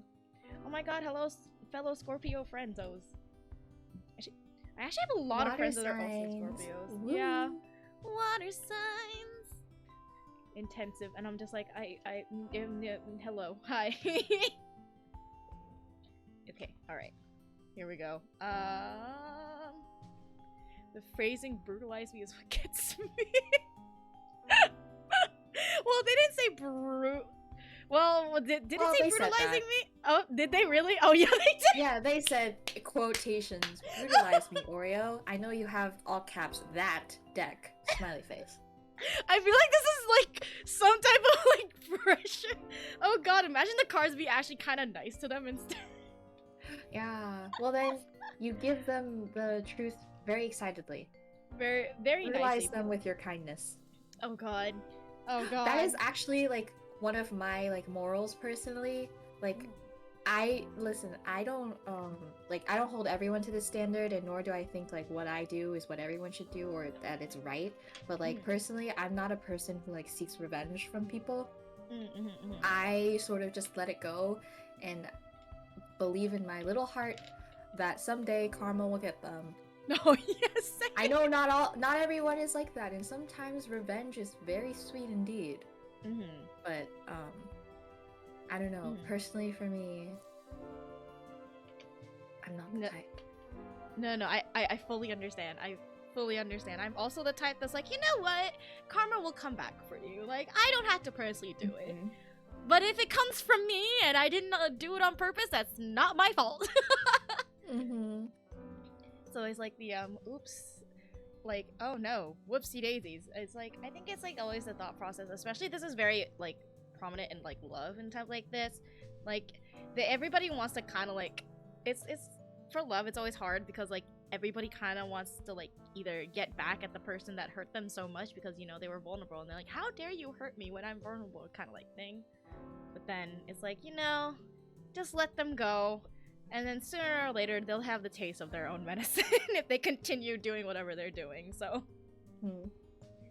I am not a little sadistic. That's a don't pay. Well, okay, yes I am, but like not right now. We're not talking about that right now. 1, 2. I will do maybe 3. Let's see how 3 is going. So, Mr. Whoever big think. What do you mean big think? Okay, whoever this is for your career. So your first card is going to be the Tens of Wands reverse. Okay.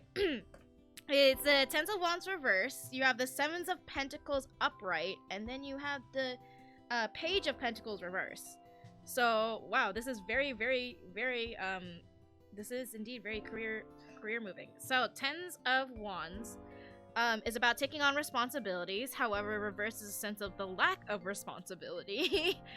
Usually Tens of Wands has a sense of like maybe heavy burdens and stuff like that, and where you're just like, maybe it's like the thought of like having to carry on a heavy burden is the thing that's making you just like, I kind of really don't wanna really look for it, like but it might be tying into maybe the Sevens of Pentacles. It's the taking a step back, and upright is a sense of evaluation, effort, and hard work. Okay, never mind. Wait, you know what? I'm just gonna read all of this first before I make an assumption. Wait, and then you have the Page of Pentacles reverse. So then the Page of Pentacles reverse is lazy. It says the archetypes of the student. So how I'm gonna read this, I'm so sorry to whoever the heck this is. The Page of Pentacles might be representing you, where it might be the things of where like it has the archetype of the student, which may be like wherever you're trying to apply to, you might not have experience in it. And so you have the archetype of the student where it's like you need to learn about what you're going into in the field kind of like thing, but since it's reversed, it's like you don't really want to learn, or you don't want to put in the effort before you apply to that field kind of like thing.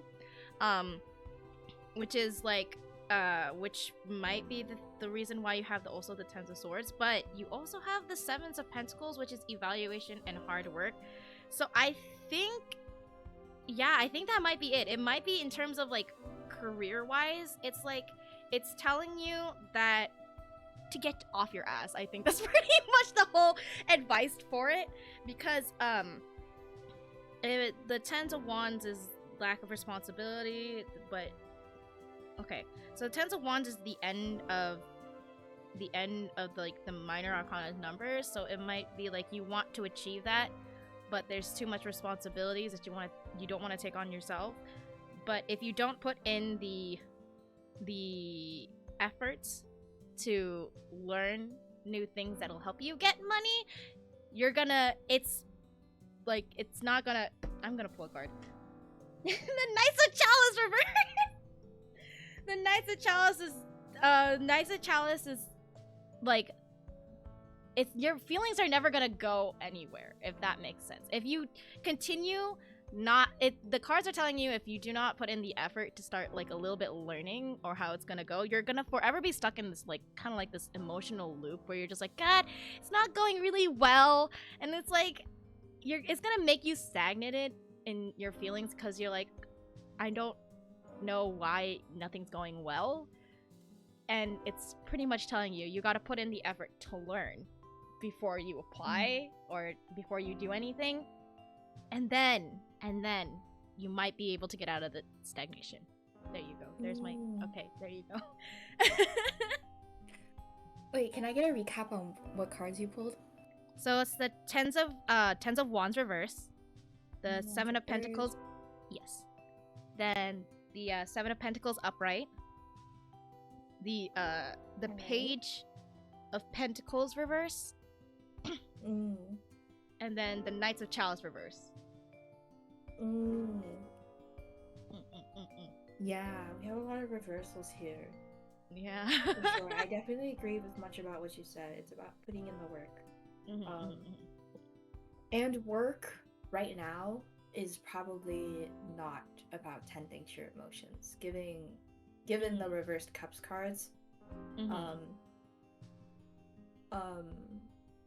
it can be hard to not take this stuff kind of personally, but consider your industry, consider your job market, consider what you need to do, what you need to know in order to enter.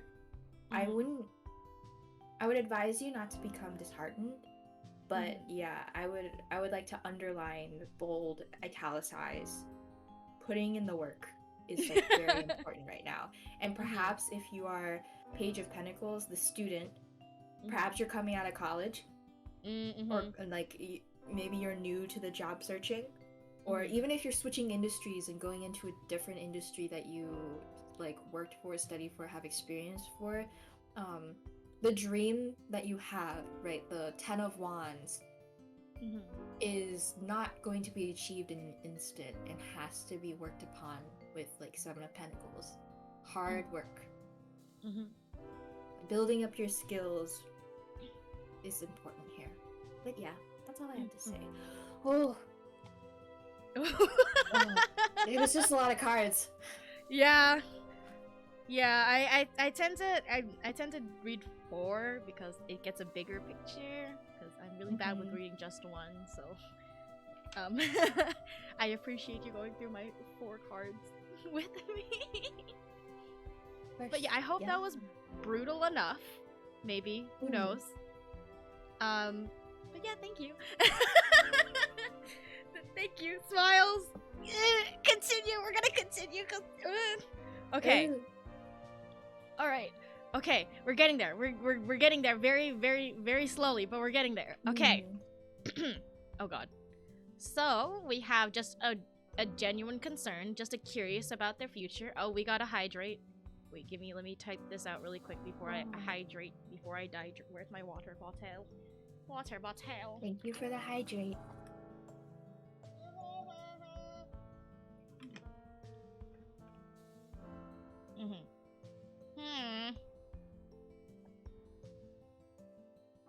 Okay.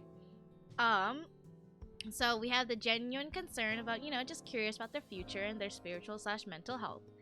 And we do have a Libra child. Hello, Libra. Hello. Okay. So, yes. Oh, already. Oh, yeah, already. Ooh. I have like a couple. You did last time, so I was like, I'll do this time. And there was already a card that popped up. Out, and it was a good card, a 6 of Wands. Oh. Yeah, 6 of Wands is about a success of some sort that you're bathing in right now. Oh. Interesting. I was like, what's the context of the situation? And it's about spiritual mental health, but there's 2 people here. There's upside down, or yeah, reverse Queen of Pentacles, and there's a reverse Knight of Cups here. You're curious about the future. Huh. Are you having any conflict with people right now? Perhaps not an older woman per se, but like a woman with more power than you, and a young man who seems kind of very emotional and unstably emotional, by the way. The Queen of Pentacles reversed is someone who does not have stability in the way that they need to. The Knight of Cups reverse is someone who is all over the place, very emotional, but like in an unstable sort of way. And I'm wondering if you have like a conflict with 2 of these people, or like are in a conflict with these particular people. Because for me, I take court cards literally as people. But either way, in the future, apparently, whatever conflict you're gonna have, you will succeed. Because the 6 of Wands was the first, it like popped out immediately. I started shuffling, like one shuffle, and it popped out of my deck, at the very front of my deck, as you were talking about and reading out the next question. So like, I want you to know that the cards say that whatever conflict you're having with these people, you will win. And you will win in probably a very public way as well, because the 6 of Wands is about like, it shows somebody on their high horse with one wand and like a laurel wreath on it, which is a symbol that represents like victory. So maybe other people will see this victory, and like sort of everything will be out in the open, perhaps.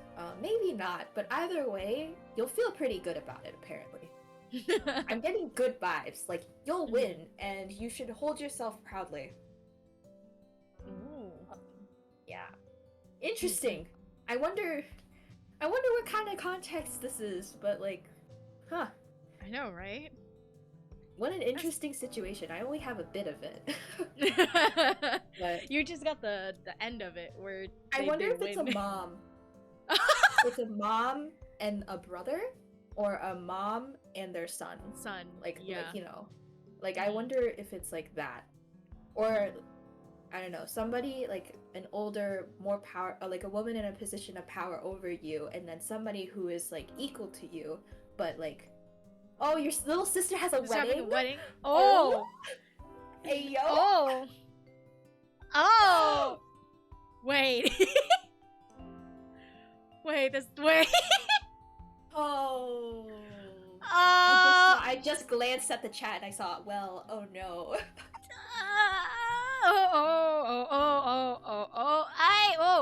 Wait. Is this the groom and the mother-in-law? Wait.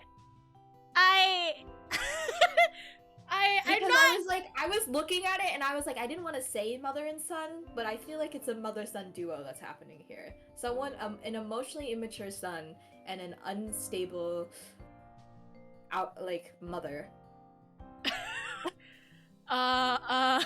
June on the wedding specific. Oh Lord.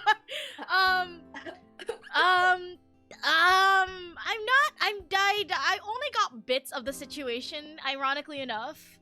The bits of the situation, I don't know if Equil is allowing me to describe it. I don't know if you will allow me to describe it or not, but all that I can say is there is a wedding. There is a wedding, so who knows?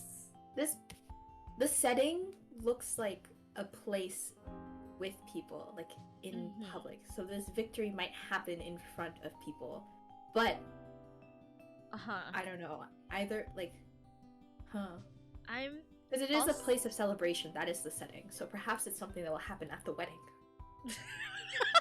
Oh no, I don't know. Usually tarot isn't this specific, but like it's very specific in this case. It is very specific.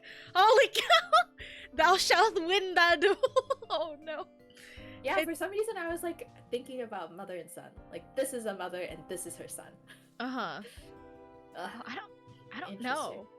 I think it's because what will happen though. Because the situation, how Aquila described it to me, was that their little sister's getting married, but they don't know like the groom as much, if that makes sense. So like they don't know who the groom, like who their little sister's getting married to as like closely kind of like thing.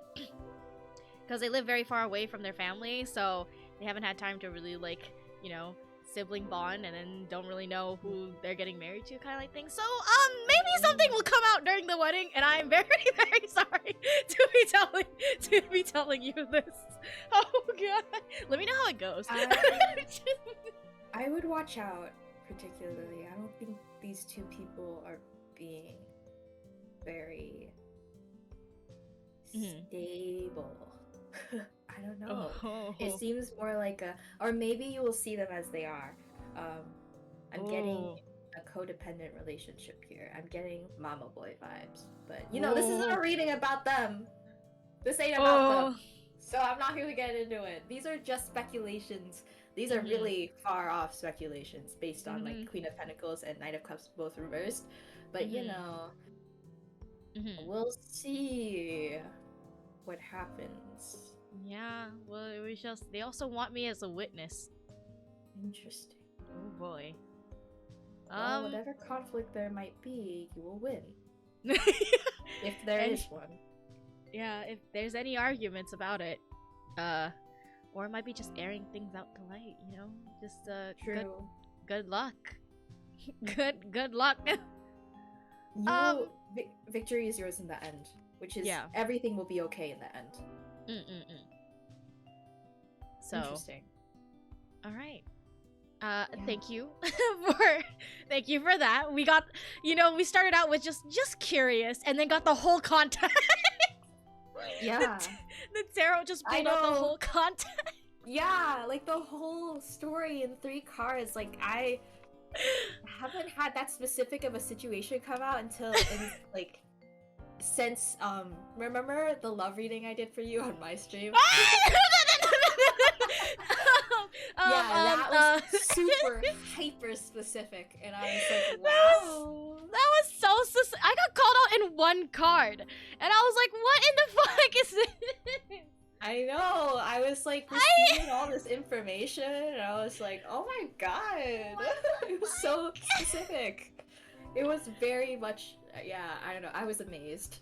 I literally could not believe, like, literally in one card, it was literally so fast. I was like, okay, all right. I knew I was gonna get called out, but I didn't think I was gonna get called out that, like, get it to the T. So I was like, K, goodbye.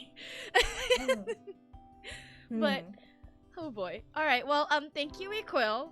If you need more advice, we have it one next Thursday too, wink. I'll continue. Yeah.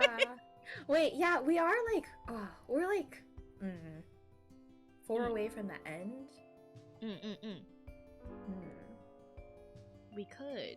I could technically pull because it's technically both. So, since you pulled, I can technically pull now, so. We are near the end, but also like, we could do a part 2. I'll be back on the show. I would come back, by the way. Yes, please. I would love you if you could come back. Oh my god, that'd be so fun. Oh my god, Tarot Thursdays. Hi, hello. Part 2, Winku Wonku. Yeah, wink wink. If anyone wants another reading or like a subsequent one, or didn't get the chance to maybe fill out the form and didn't know what to write, you have more time to think about it. Who knows? Who knows? That's an idea. Good. I mean, I would love to have you back on because this is great. I love it. I love the different like opinions and the different way we read cards. So honestly, it's this has been very enlightening. So, but we shall see. You know, I will slide into your DMs after this trip like I did. So we shall see. I'm gonna pull just one card for Equil because, you know, I'll just pull one card. Let's see how it is. Tens of Swords upright. Okay, understood. Tens of Swords is the end of a negative cycle, and upright is a sense of relief and change. So my dear, so I have much empathy for you. Yeah. Yeah, this tells us everything that we need to know.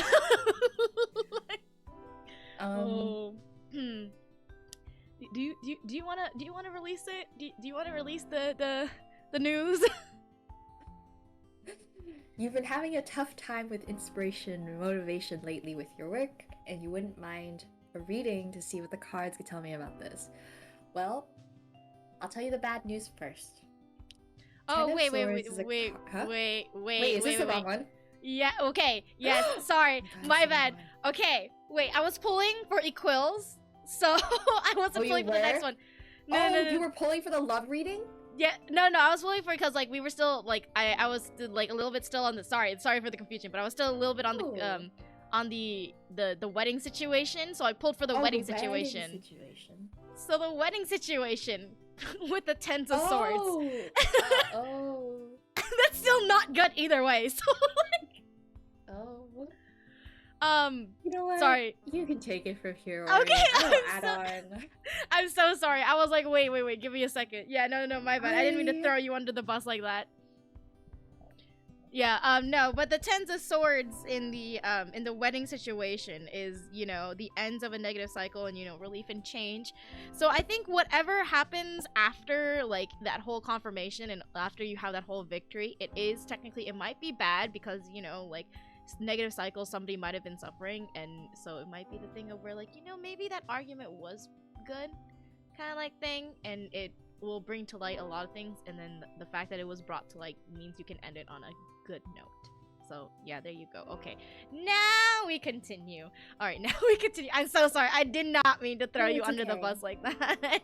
No, it's okay. I was very confused about what we were doing. No. You're good. You're good. Fault at all. No, you're but good. yeah, okay. Ten of Swords. Ten of Swords is the card of complete decimation after a fight. It is the dust that settles upon the site of a war, but like the site of a battle with like 10 swords literally sticking out from somebody's body. So it is kind of concerning in a way. I wouldn't be super anxious about it, where like there was a conflict that was described perhaps, but the best thing about having such a negative card is the fact that like you can get up from it and everything else is like marginally better. You know what I mean? Like 10, it's the end of a cycle, so we start at 1 again. So whatever happens, even though it could be really negative, everybody will heal and grow and learn from it. Yes. Okay. All right. Thank you for the hydration. I have hydrated while Luna was talking, so thank you so much. Also, this just casual shout out, you know, if you like how Luna is reading and just like her vibes, please, please, please, I'm threatening, this is a threat, please, please go forward. But yes, okay, so the next one is, I'm thinking about the whole content creation thing and what to do with my social, you know, and advice. So it's a career, you know, and they want both of us to read them, and they are an Aries. Okay, happy little late birthday. We just gotten into, like, you know, Taurus season. So congratulations on late birthdays. Did I pull first or did you pull first last time? I forgot. Wait, no, Oh, you pulled. I think I pulled. Yeah, so you pulled. So I pull. Okay. Bell. Okay. All right. So let's see if I can get my cards to be a card. Come on, cards. You can do it. I believe in you. They're very. Yeah. There we go. I tend to shuffle them all, like, on the table so that I get a nice even spread of ups and downs. So it takes me a hot second to shuffle my deck. I'm so sorry. No, it's okay. I do a like bridge, like poker. Yeah. Put the deck in 2 and then you do the floop thing. Floop. Yeah. And then I just sort of shuffle it like in sections and put some in the front, put some in the back. I would do that if only I like didn't care about the cards. I think that's probably why my first deck was mad at me, because like I did that and they started bending and they were like, how dare you? Oh, I see. See, I do love this deck. It's my tried and true, but at the same time, like, I'm here to read, you know what I mean? Like, that's true. It's okay if it bends a little bit. I can bend the back. That is true. Okay. Alright, I have pulled the 3 Omegos for... Oh my god, excuse me. I'm getting the burps. Where's in here? So the first... Huh? Ooh, I'm curious. Oh no, the first card's the Tower! Oh no. Okay. So the first... moment. The Tower. Oh boy, accidents happen on the job, you know? Gold! Oh no, gold! Wait, gold! Okay! Oh my god, okay, well, you have, these are major arcanas. We got the Tower upright, we got the Lover reverse, and then we got the Fool! Wow! Okay! Jesus, the Fool upright. What? The Fool upright. The Fool. Fool. The first Fool. Idiot. Dumb butt. The Fool. Got it. Yeah, okay. I was like, there's no answer? Question mark? Yes. Wow, this is major like changes in your life right now. This is insane. This is all major arcanas. I could have just pulled on my other deck. Let me pull it up. So the Tower is usually a representation of something major, like the foundation of your like whatever is happening. Whatever happening is like being thrown off pretty much. It's like a sudden like unexpected change or sudden shock that will like knock you sideways, and you can't control things. You can't control the things that life throws at you. The Lover is usually about choices that you have to make in your life. The sack that is reversed may be something that questionable that happen, question marks. I'm gonna try to find the lovers. Represents a represents a temptation in a relationship or warns you that you're making choices that will have an unhappy outcome, and the Fool is the beginning of your journey. So, oh boy. I don't, these are all major arcanas. It can be like, how do you even, because the Lovers is representing a bad choice that might lead to the Tower, that might like end up having your feet swept underneath you, but then the Fool is just suggesting the start of a journey or a naivety, or it's a thing of where a naivety and that leads you to make a bad choice, which causes a real it just causes a ricochet effect where it's just like, because you don't really know anything, you make a choice half-heartedly and then everything underneath you just kind of starts collapsing because you didn't really know what you were getting into. But since these are major arcanas, I want to say really, really, really think about it, because these are not just simple choices you can make. Because these are major arcanas, they're gonna affect your life for not a long time, but they're gonna be a major significance in your life. So in terms of content creating, it might be the thing of where it might be the optimistic dream, where you're like, ooh, I can do this. This is fine. I know what I'm doing. And might be the thing of where you could have decided to throw away something important to you, or make a bad choice because you believe you could do it without really understanding if you can do it, and thus it leads to the Tower, where it's just ah shit. Now everything's kind of collapsing because you made that impulsive ooh, you know what, I'll be fine, or not impulsive, the overconfidence. Maybe that's it might be the Fool being a Fool can also mean overconfidence as well, where you're naivety can always sometimes equal overconfidence when you're not really humans. So it's a warning. This card, these cards are a full warning. This is a storytelling warning where if I'm thinking about this whole content career and what to do with myself. So it's telling you to be very wise about it, if that makes any sense. You're gonna have to really think this through, or sit down with yourself and ask yourself the questions of what are the pros or cons of content creating, because it's not an easy thing. Even though lately it's been on the high rise and stuff like that, but if you think about it a certain way, there's also, with content creating, there's a lot of luck involved as well. So even though you might have the content and you put in the hard work, if you don't have the luck, it could end up bad regardless. So you really hardly have to think about this. And you really, really, really, really, really, really, really want to think about this. And you also pull the Devil upright too. So whoa, interesting. It's the card of maybe... Wow. Yeah, so it's the card of being trapped by certain desires and thoughts, or that you're refusing to take responsibilities for making changes. So, if you've already done it, this is the card of basically telling you you have to take responsibilities for the changes that you've made trying to get into content creating, and learn how to put yourself back on your feet. Because it looks like things are going whack as shit right now. Alright, do you have any input on that? Yeah, I would like... Okay, these are all major arcana cards, right? So I'm going to approach it as pieces, fragments of advice for you, because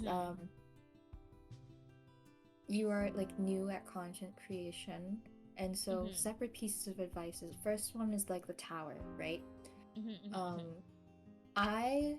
You're gonna have a lot of ups and downs, as a creator, as a person, as a human being, but being in front of hosting people and interacting with people, and also being a content creator is kind of difficult because you're always comparing yourselves with like numbers, and you're comparing yourself with your growth and stuff, Mm-hmm. there's gonna be a lot of ups and downs, and you're gonna have a lot of tower moments where everything feels like it's falling apart.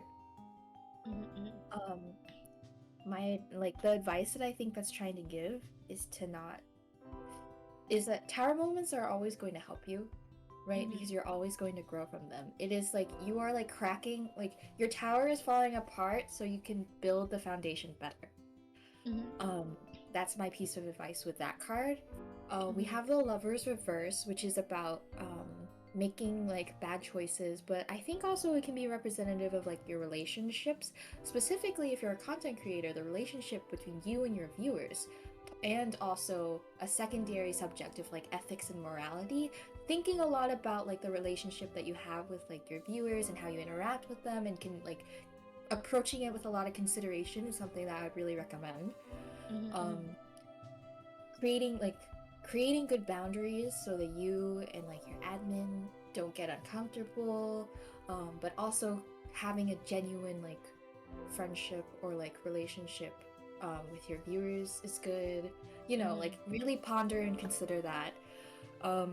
The third one was the Fool, and you are new and you are starting, and it's a new journey and it's scary. um hmm I don't know. Do you have any advice? Because I am also a pretty new, small streamer, Mm-hmm. and I just kind of decided to do it one day, and I decided to Mm-hmm. do what I like to do.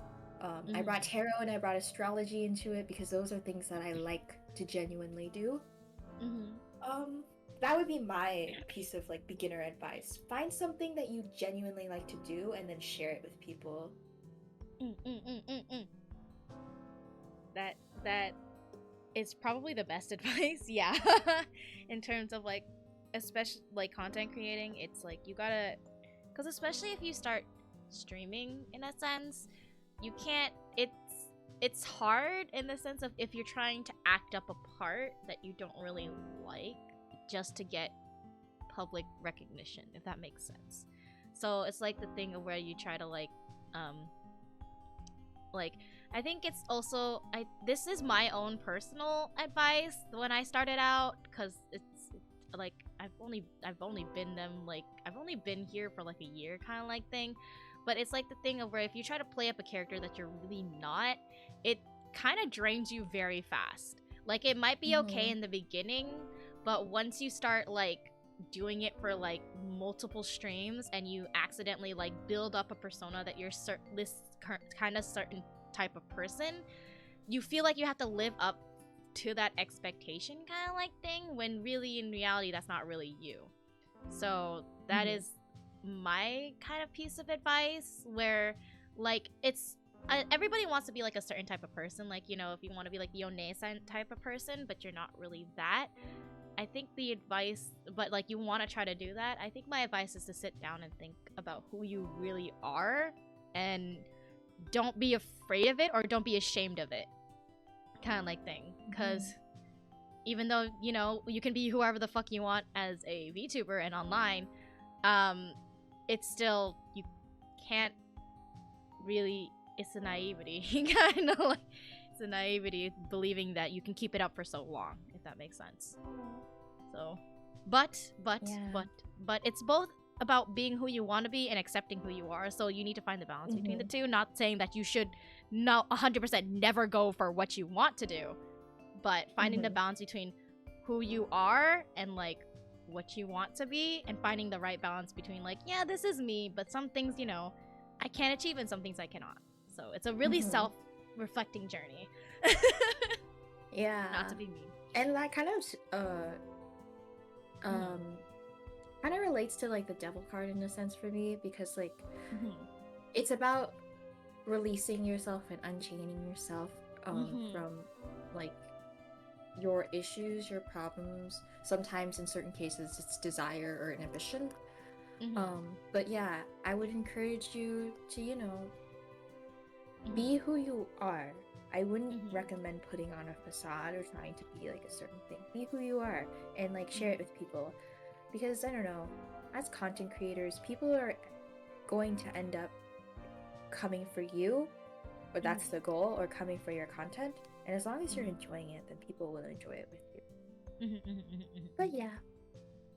Yay. Yay! Yes, people are gonna love you for you and nobody else. Well, okay, other people, but you know, we're not yandereing here, so. But yeah, people, yeah, so. TLDR, you do you. Okay, well, thank you. We have the next one is going to be, I've been having a tough time with inspiration and motivation lately with my work. I wouldn't mind a reading to see what the cards could tell me about it. So, the area they're concerned about is, you know, indeed the career, and I clicked off of this, and it's an Aquarius. So we have another Aquarius. Oh. Yes. All right, my turn to pull. So hopefully something comes out. It's taking a little bit, which is fine. Sometimes, sometimes cards fall out immediately. Sometimes cards take a while.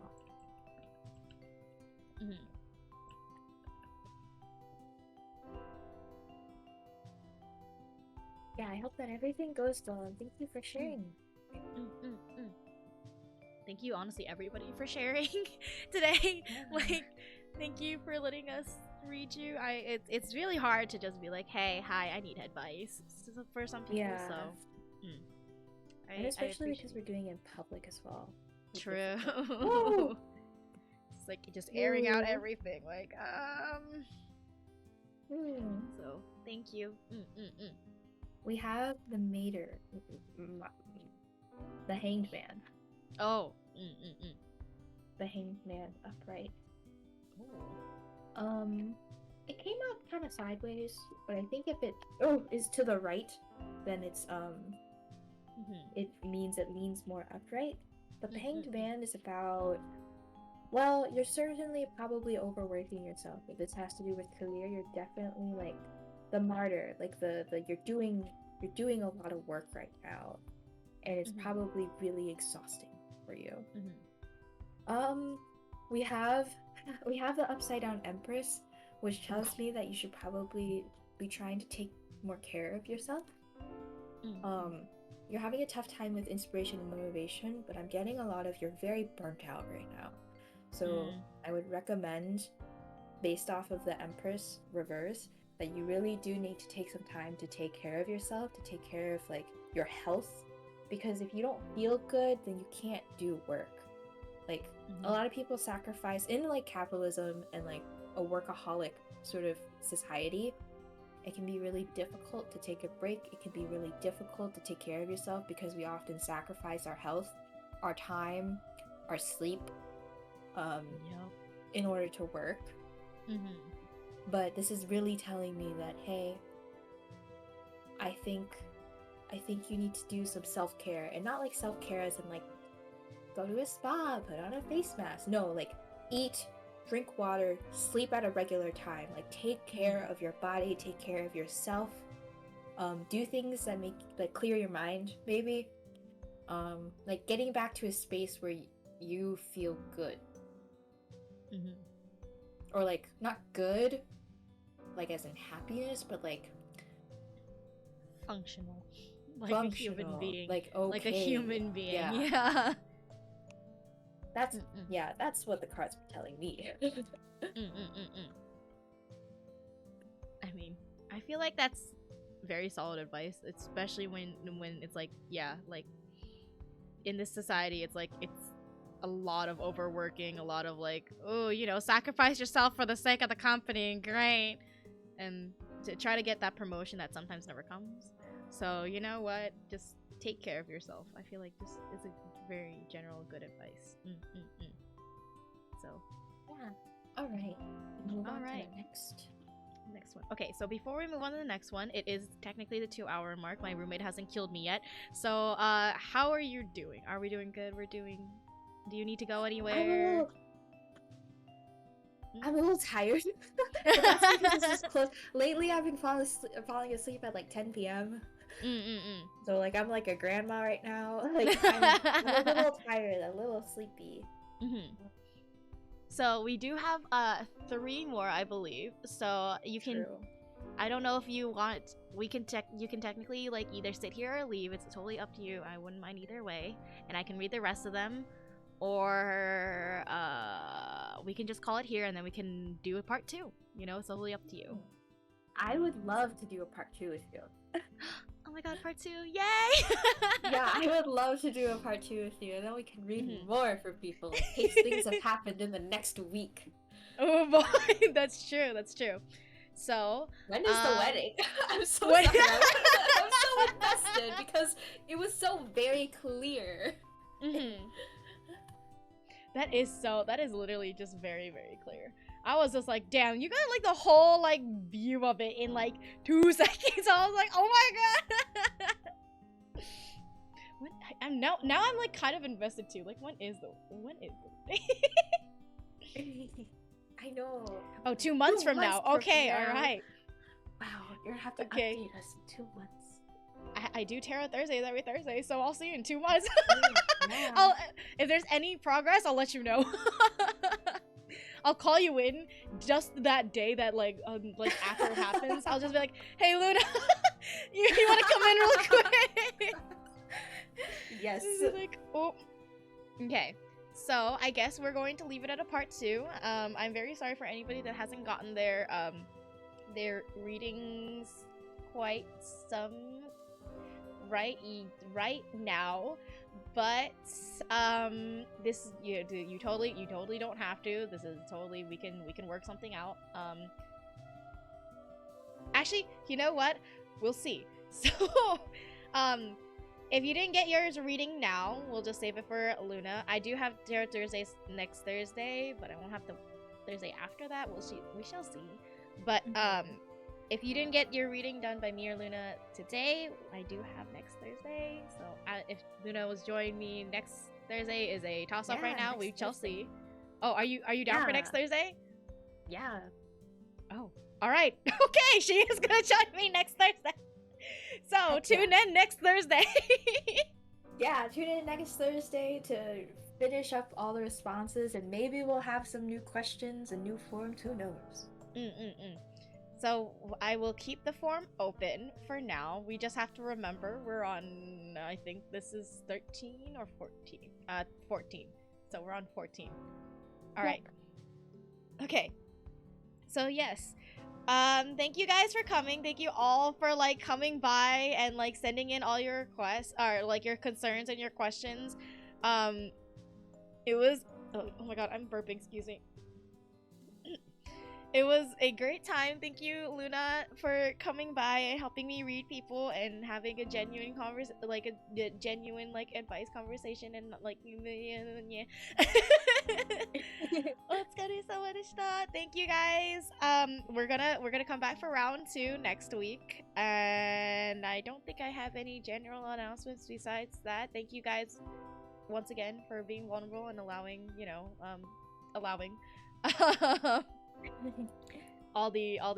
all the things. Give me 1 second. I'm going to check if I can technically continue streaming or not, because this is technically when I do start streaming.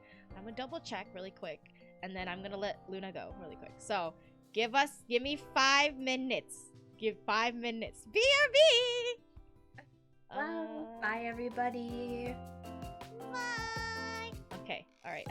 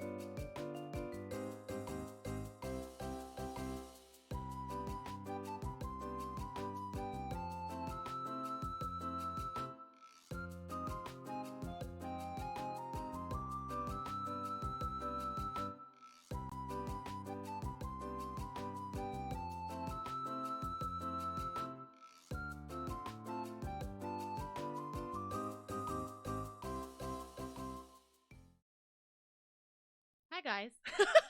I'm back really quick, so I have the room till 8, but say hi to my roommate. Hi, roommate. Wait, that's not how this is supposed to go. That's how it goes. That's not how that goes. Hi, Tyler. Bye. Oh, okay, and there she goes. So, yes, but thank you, once again. Oh, there she goes. Thank you once again to Luna for coming by.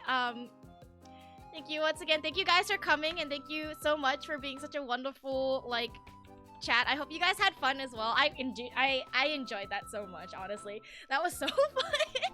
Like, it's seeing the difference between me and her read is very, like, it's kind of like, not like a humbling experience. It is kind of like a humbling experience, but it was like more of like it's a learning experience, because like for me, when I read, is very much so more like the cards are telling me the cards are very like key points in a story, but it seems like for her, she's reading the cards as is to give more of a life advice, which is really honestly something that I feel like is a little more like the tarot way, air quotes tarot way.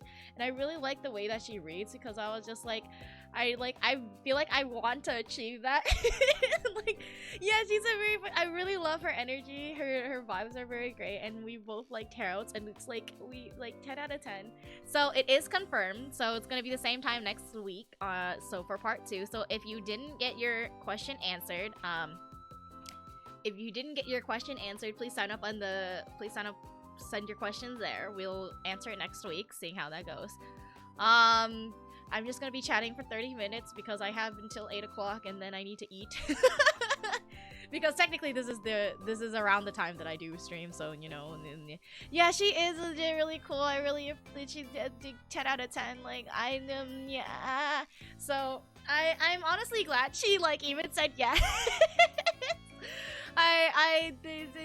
Yeah, because like what sparked the collab? So ironically enough, I stopped by her. She stopped by my tarot stream. Then I stopped by her tarot stream. Then I was like, screw it.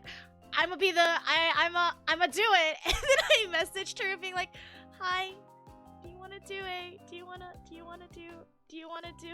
collab? So I messaged her and was like, do you wanna be a guest on Tarot Thursday? And she's like, yeah. And I'm like, oh my god, thank you.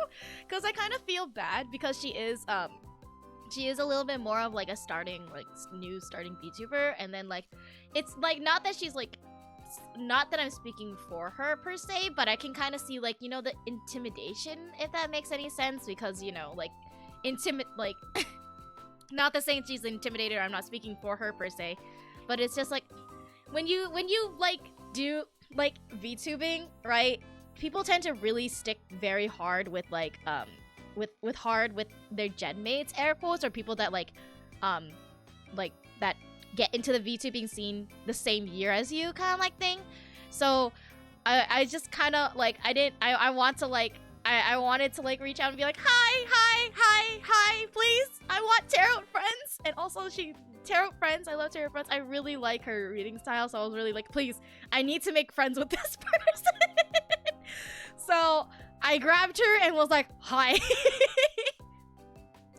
But yeah, it's really inspirational, and like, yeah, she's fairly new, so please go follow her. This is a threat. Please go follow her on everything. Like, I hope that she can like you know, she's like, as I seen in her chat, she's very supported like with a lot of her friends, and I really do like that vibe. So I'm glad that she's starting off strong. So not that's like I, you know, just yeah. So thank you guys for being such a good chat, and I hope you guys enjoyed that. I hope it was a good podcast in a sense. Though talking about podcasts, I need to bring back my roomie. We actually have been thinking about maybe doing an MBTI podcast.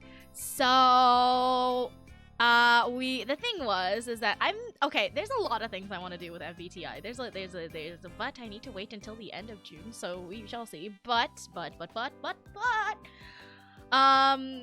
I might bring back my roomie for another podcast. It's the nobody knows what the MBTI test is. It's pretty much, if anybody heard the 16 personality test, if you haven't heard that, it's basically it's a personality test that gives you 4 letters, and then by that it kind of like bases your personality off of that. It's not really scientifically proven. There's a lot of there's a lot of holes in it, but it's the most popular like personality test next to the big 5, and it's like it sparks both a controversy in like the psychology department, but also in the social department where you're like So we do want to talk about that because me and my roommate had a very long 4-hour talk about our MBTI differences. So I think it's because humans are very fluid. Every 3 months, or like every time something like somewhat big happens to you that you change your way of thinking, you have to like pretty much retake the test, because it's like sometimes like your situation changes how you act, like how you personally perceive yourself for like a long time, and then once you get out of that situation you're like, no, I'm totally different now, kind of like thing. So it was really funny because right before I went to college, I was an I type, which is an introvert type, and then I got to college and now I'm a very not hard E type, but I get E's more often in my tests than I do I's now.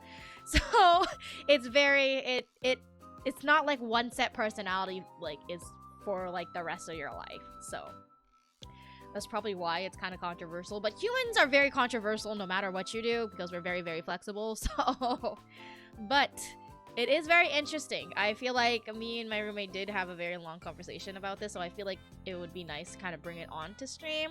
And then so it's a very easy thing to do. If you want to go take your 16 personality test, and please send it to me like right here, right now. We could have a whole conversation about it. But yes, yeah, so I'm planning that, and then next week is going to be part 2 of, you know, the Luna collab. Solo streams are not. Okay. Talking about that, I have another collab tomorrow, Saturday night, I believe, is when it is. So, yeah, guys, I hate myself.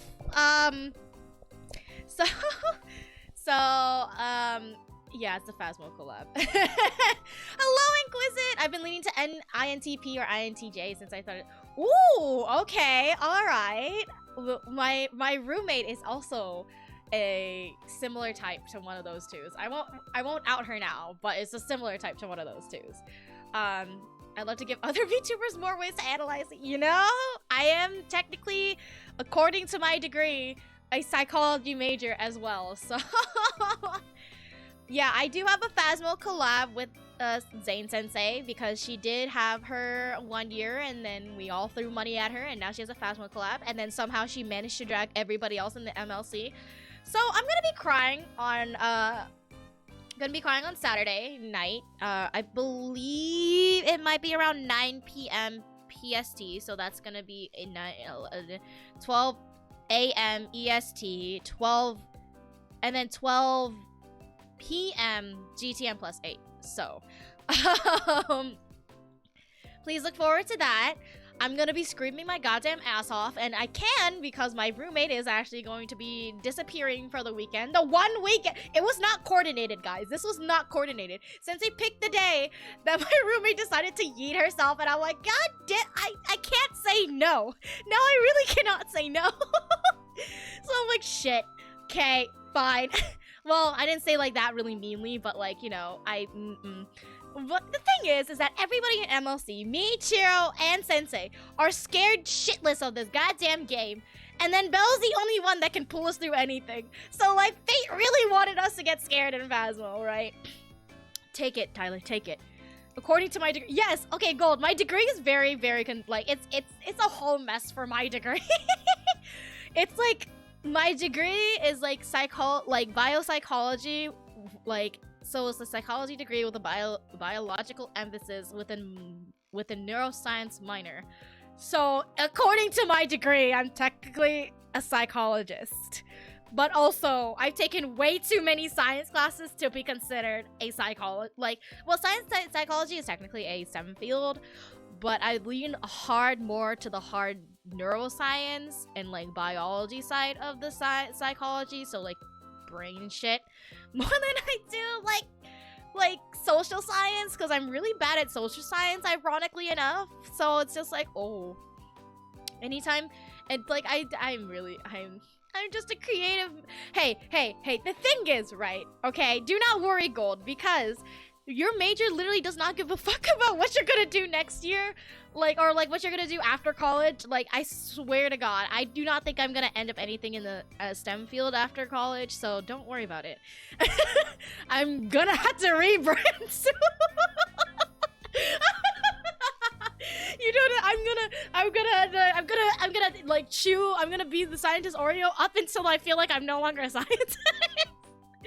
So, or until I exhaust my way, like, of being a smarty pants. Well, then again, I do say like I'm a scientist Ori, but like a scientisty. But like, I feel like it's only in name, because if you guys know me, or if you guys have been here long enough, you know I'm very fucking stupid. So, like, really, at this point, it's like, But yes, hello. College really takes you. Yeah, college is like insane, bro. Yeah. College just makes you feel like you like had a whole like life evaluation half the time, and then by the time you're out of it, you're like, shit, what did I do? Because like if you spend half your time like just studying, it doesn't really feel like you really like experience life, and you really don't know what you want to do. And that's probably why after college people really find out what they want to do. So it's like then they start their life, because like when you're college, you just study so hard that you never really go outside or figure out what you wanted to do. Yeah, I didn't end. I have the room until 8 o'clock, so we're still here. So you got me for another 20 minutes. I'm just doing oh, I forgot to change my thing. I need to do just chatting. Wait, whoops. So yeah, we're just here. Chat. Just chatting. So yeah, but but I really like Luna. Please, for the love of God, please go check her out. This is a threat. This is a threat. So thank you guys. Yeah, so what was I talking about? Yeah, college. So it's a wild time. It's a wild time. Who knows? I don't know. I'm okay. Full fat disclaimer. So I don't know if it was kind of obvious, but it's kind of obvious. I don't really hide it, but I also kind of hide it, but also at the same time I don't hide it. So I will technically, not Ori, but I will technically be graduating from college this June. My degree is correct, so I did not lie about that. But ironically enough, I do not think I'm gonna end up in the STEM field after college. Full disclaimer. So there's a high chance of a rebranding.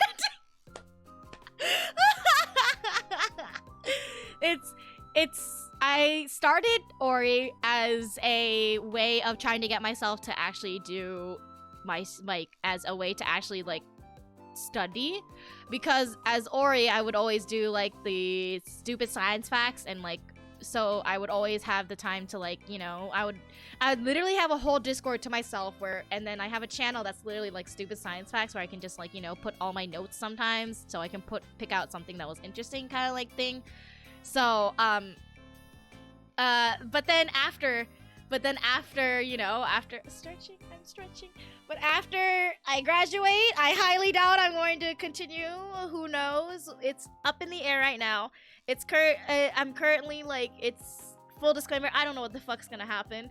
I'm taking a year off, so that is indeed like, at least in terms of like education wise, but I might do like little like boot camps and stuff like that. So It's gonna be a wild time, but I will be streaming frequently after because, you know, that's the thing that I've been wanting to do for the past year. So finally I will be able to do things. Yeah, honestly, shit do be happening. It just happens. Rebranding Oreo the Tarot Onion Science. You know, if I become an onion, who knows? What I'm gonna be? How am I going to be a chef? Like, where the fuck am I going to? Tyler, I can be a chef, but I can't be a baker. Because remember, I did the French onion soup correctly, but I just didn't bake the cookies correctly. So in theory, I could be a chef. I could rebrand into a chef. But you know, but this is there was a lot of layers to Ori. Yeah, there is. So yeah, I'm right. I could be a chef, guys. Like, oh my god. So baking is not the easy one. Baking is the hard one. I think it's because I'm the type of person that will just literally just like throw things together and then fix it as it goes. And so that's probably why I can't do baking, and that's probably why I'm really bad as a scientist. So I cooked myself when we were talking when I was giving advice to Gold. I'm sorry, I'm calling you out, Gold. About like making sure you don't go into it as somebody that you're not. I that was speaking from personal experience, because like I came in as a scientist because, you know, I was technically going for I'm gonna graduate with a STEM degree, but I don't really feel like I embody the scientist like mindset or like vibes. I'm just smart dumb. I'm like the definition of smart dumb. I know a lot of quirky things, but applying myself in the STEM field is not like very like hard and high end for me, if that makes any sense. Guys, I've been doing a lot of self-reflection for the past few weeks, like you do not understand. It's been full disclaimer, because we're already here, might as well spill everything. The past 2 weeks I've been dealing with a lot of like, it's a lot of things that's been happening for the past 2 weeks. So disclaimer, yeah, I've been dealing with a lot of legal shit because apparently, ironically enough, my car accident is coming back to haunt me. If you guys didn't know, if you're new here, I had a car accident in like, okay, sorry, I should have said a trigger warning before that. I'm so sorry. But yeah, trigger warning. I had a car accident last August, pretty much. I had a car accident last August in 2021, and then finally they've decided to do something about it this past week, and this past 2 weeks, so I've been dealing with that. So I'm just like, so I've been calling back and forth with a bunch of different people for the past 2 weeks, so I'm just like, hey, do I really want to do this? And so then it got me thinking about like what I really wanted to do, because, you know, like the thing, I'm technically an extrovert in terms of my MBTI, but I'm really more of an introvert because phone calls suck. Oh, hi! My roommate is back, and then like it's just so then I got really reflecty, and then I was like, if I think about it, right, because I only have so much energy that I can give out to things that I want to do versus things that I should do, you know. I was thinking about it. If I was going to, for science, it's really, for researching, it's really about the funding that suffers the most, because you can have an experiment, right? You have an experiment, and then you have to fight for the funding for said experiment. And so it's like half the time you're just trying to ask people for money, right? Which is like the same as the animation industry or the creative industry, where you're literally half asking banks to invest in your movie, right? But I was thinking about if I were to go down the STEM field versus if I was to go down like maybe like a creative animation field kind of like thing, or more art related thing, which one would I have more energy to fight for, and which one would I like appreciate more? Of course, it's not the STEM field. It's more of the art related thing, because like it's like the thing of where if your movie flops, right, and you lose a bunch of fucking money, but it's like it could happen either way. But would I be more motivated to try again if that happened to me if it was an experiment, or if it was like a movie that I personally worked on? I think it would, for me, it was more of the movie that I like, kind of like thing. Not saying that I'm gonna go into the movie industry, but I was looking more into like maybe like group project UI UX design or animation or something like that. So motion graphics, I've been looking at so many like UI UX designs, motion graphics. I signed up for so many boot camps, you don't understand. Like when it came to school, I was like, oh god, I gotta pick my classes now. Oh god. But then when it came to this, I was like, ooh. So it's like, I kind of, you see, this is why your major doesn't really fucking matter. But so it's a lot of reflections. So now I'm going to, we shall see. Who knows? I still have a month to go until I graduate, really, honestly. So I figure something with you. Okay, see, I did not get lazy and comfy. I think it's more or less like, I think I wanted, okay, full disclaimer. I got into STEM because of the prestige. And yeah, because I did do like coding too. So like, I feel like UI UX design would have been like very like fun. I really do like graphics. It's just like I can't have the time to do both because every time it's just I picked a hard major for myself so that I need to spend half my time literally just studying or trying to motivate myself to study. So it's just like but yeah, it's like I didn't get I like, it's not that I got lazy or like comfy per se. It's just more or less like I think I realized what I really wanted to do per se. Saying that I got lazy implies that I never really finished it, which honestly is not true because I am gonna graduate. Like, I'm still keeping up with like all my studies and stuff like that. I'm gonna graduate with the degree. It's just, I don't think it's gonna be a useful degree right out of college for me. It might happen later on in like, you know, later on down the line where maybe, you know, maybe someday I might work on a project where I do need to pull out like my science facts randomly out of the blue. But for now, I don't think it's gonna be my top priority to capitalize on the degree. So, and more focus on things that that I'm more passionate about. So, you made it through more college than Markiplier. Yeah, I did. That is true. I think it's like the thought process. Like, I don't know. I've been again self-reflecting. It's a lot of self-reflecting. It's like, it's the thought process of like, if I wasn't good at like science, because I ended up with the STEM like major. Like, if I wasn't good at science, like, would I have continued it, kind of like thing? Because ironically enough, science is fun. It is fun. Things I learned are fun. Like things that I learned about like brain disorders and like how drugs affect your brain. They're fun for me, right? But then it's like the thing of where like I was only able to take those classes because I like was kind of good at science. Like, it didn't trip me up, kind of like thing. So that's the reason why I thought I could go through with it. But then I was like, and then I think the only like the grades didn't motivate me, if that makes sense. Like, full disclaimer, I'm not an A+ student. Full disclaimer. Even though I said I am going to graduate with the thing, I'm not graduating with like a 3.9 or a 4. But like I took the classes because I wanted to learn about it, and then ironically enough, the classes that I took because I wanted to learn, I got the worst grades in them because I wanted to learn about them. And so it's a whole thing. So but then I started questioning like, oh, if I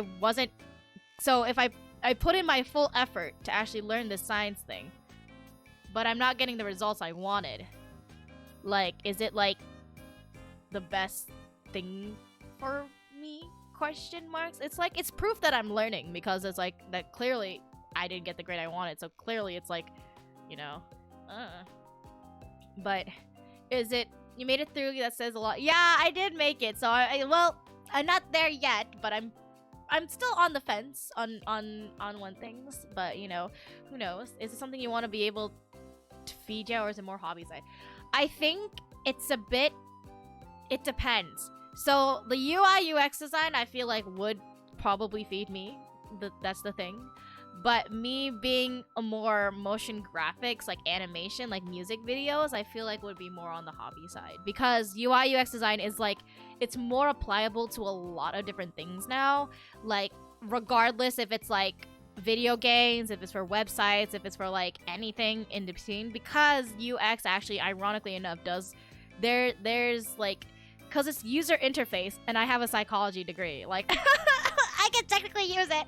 So, in theory, I can technically use my degree.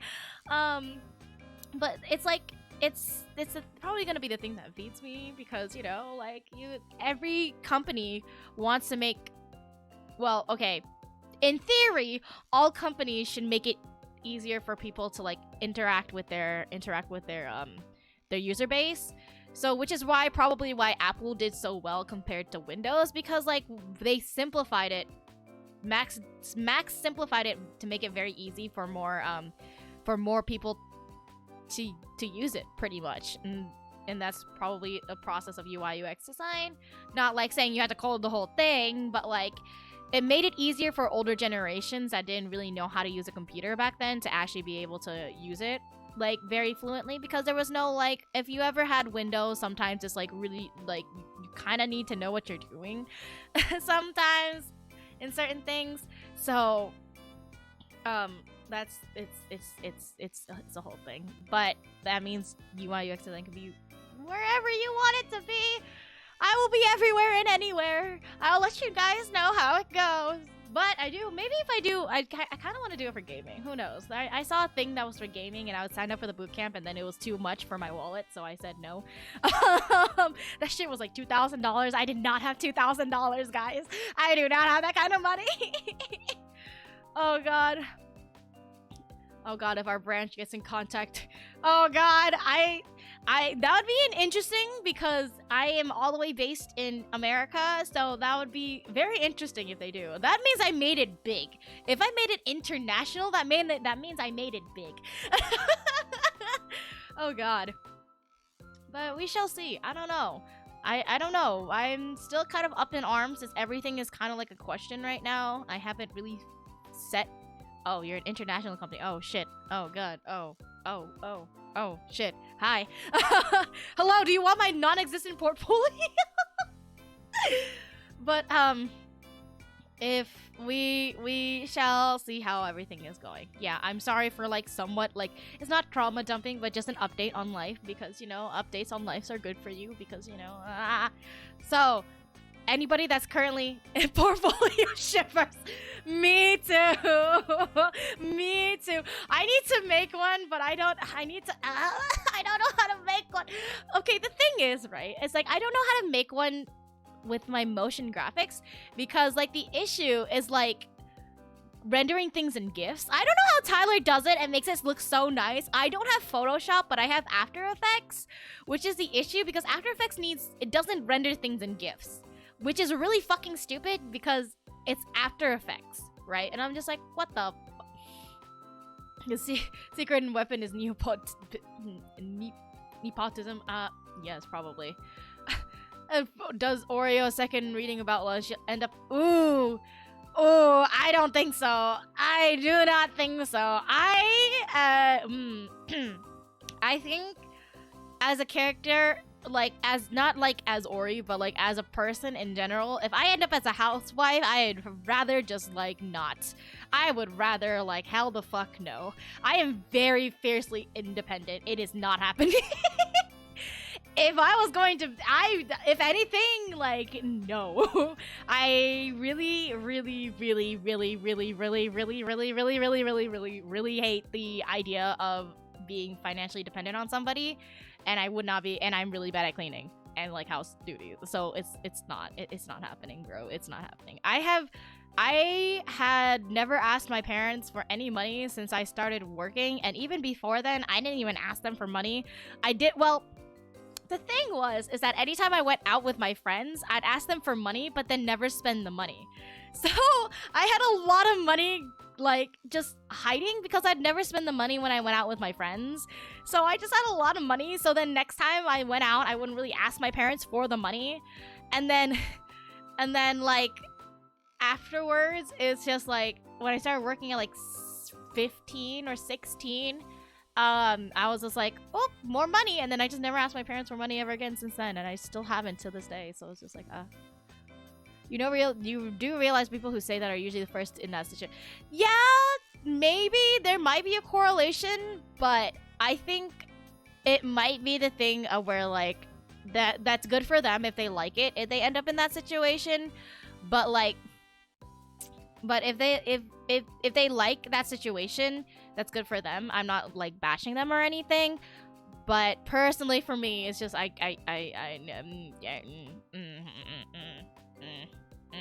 no. It's also because it's also, I don't know how to put it. This might get a little bit political in a sense that because I am technically well, not technically, I am of the female gender. That is an issue if I do become a housewife for me, in a sense where it's like if I have to financially rely on my husband or my wife in any scenario, it's kind of weird. The laws will, like, if we get divorced, the laws say 50-50 depending on where you live, but mostly 50-50. But it's like thing of where it's just like I don't like that. So no, no thank you. I like to be able to protect myself, at least financially, so without having to rely on other people. So, just as cleaning, as far as I know, comes in natural phases of nesting. You studied. I did not study it. Once again, I don't think I studied that much psychology in terms that might be like a developmental psychology, but developmental psychology is more on the earlier stages of earlier stages of birth and like how children's develop. So I'm not really sure of after adulthood, because no one really talks about after adulthood. The only time you talk about after adulthood is with neuroplasticity, and neuroplasticity is about how wiring in your brain changes. So I'm not really sure, but so who knows? I'm not really sure, but I am going to guarantee probably just maybe end up in somewhere that's not STEM. That's like the big thing that I know for as of right now. Everything else is up in arms, so who knows? But I will be streaming more often. So woo-de-doo-da, what-de-de-day? My oh my, we're streaming 3 times a day. Not 3 times a day. 3 times a week. So who knows? But just ask for a second reading from Luna and remember that. Oh look, my alarm for my 8 o'clock streams. So we shall, not 3 times a day, well, yes, I've been pretty consistent with like the tarot, because like I like tarot, and so like that hence the why. Oh, has expired. Oh, never mind. Hence the reason why I've been very consistent. If I stream 3 times a day, that's just that at that point just might as well just be like a 12-hour stream, bro. Just like, but I really want to do the MMO Mondays and like Apex Tuesdays or some shit like that, or FPS Tuesdays or something like that, because I do once I'm done with school, I can finally do everything that I've been meaning to do for the past 4 years that I've been putting off of college. So 24-hour streams would be quite a time. Yeah. It really, I feel like at one time, like, it feels like I could do it, but also at the same time, I would have to sleep. Just, I don't know how the fuck would I sleep. Because, like, well, okay, not how the fuck I'd sleep, but, like, sleep. So, MMO Mondays, what MMO? Okay. Oh, you just opened a gold mine. I have so many MMOs I want to continue, like, Lost Ark is one that is like on top of my list right now. Final Fantasy 14 is also on the top of my list right now. So those 2 are the big ones that I really, really want to try right now, or continue right now. I think technically I do want to try out Elsword, because they have so many good new characters that kind of came out, and I kind of want to try Elsword again. Blade and Soul is one that I did pick up before, and I really liked it before, but I never like finished it because I never got anywhere near the end because school like kicked me in the ass. Guild Wars 2, as I need to continue. I am endgame for Guild Wars 2, but I'm not high end endgame, where like, you know, like I'm so stacked up in like my my what's it called,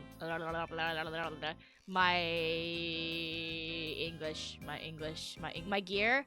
So I did participate in more. I think the farthest I've gotten in an MMO would be Guild Wars 2.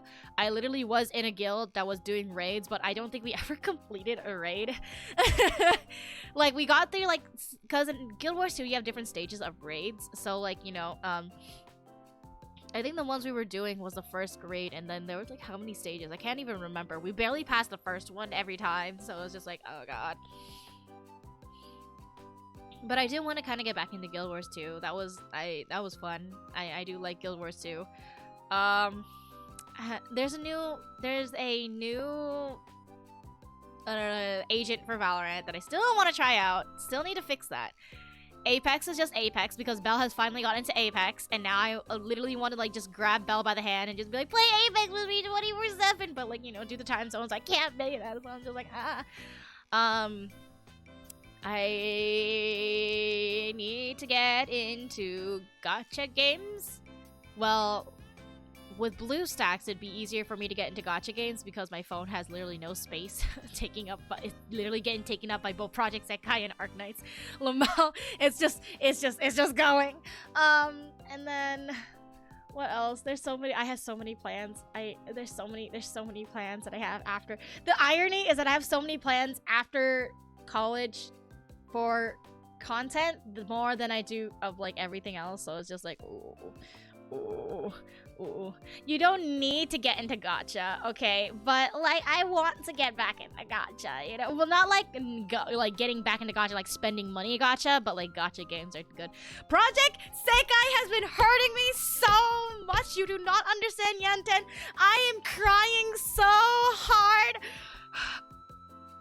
I am saving up for Lower Mizuki right now. There's so many good banners, but I also want Enna's birthday card because I love Enna so much. Like, I resonate with Enna so much. I am like fucking, I need to, you just got into Project Sekai. Welcome to hell. You can never leave ever again. Hello, Kaito. Thank you for the hydrate. Oh my god. But Project Sekai is like, God, I love Project Sekai so much. Like, I've been into Vocaloid for so long, and to finally see Miku taking over the goddamn world is great. Like, it's so good. I'm just like, yes. Because it's like, you know, like the thing of where people used to call it like, not used to call it like shit per se, but it was like, you can't really, because like, I live in America, right? You can't really go around saying you like Vocaloid because it's like, they don't really like it because it's confusing to them, kind of like thing. And you know, people are always just like, you know, when the things are...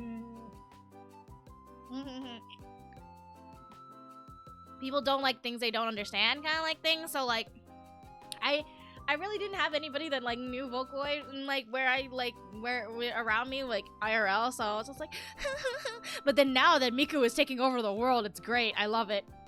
God, it's so good. Yeah. It's oh thank you, Kaito.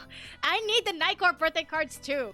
Early 2010s was like, God, it's new thing, me not Burn. Okay, Burn the Witch was literally like 3 episodes and then it just ended. Like, it's just 3 episodes and just ended. I can keep going. I will keep going.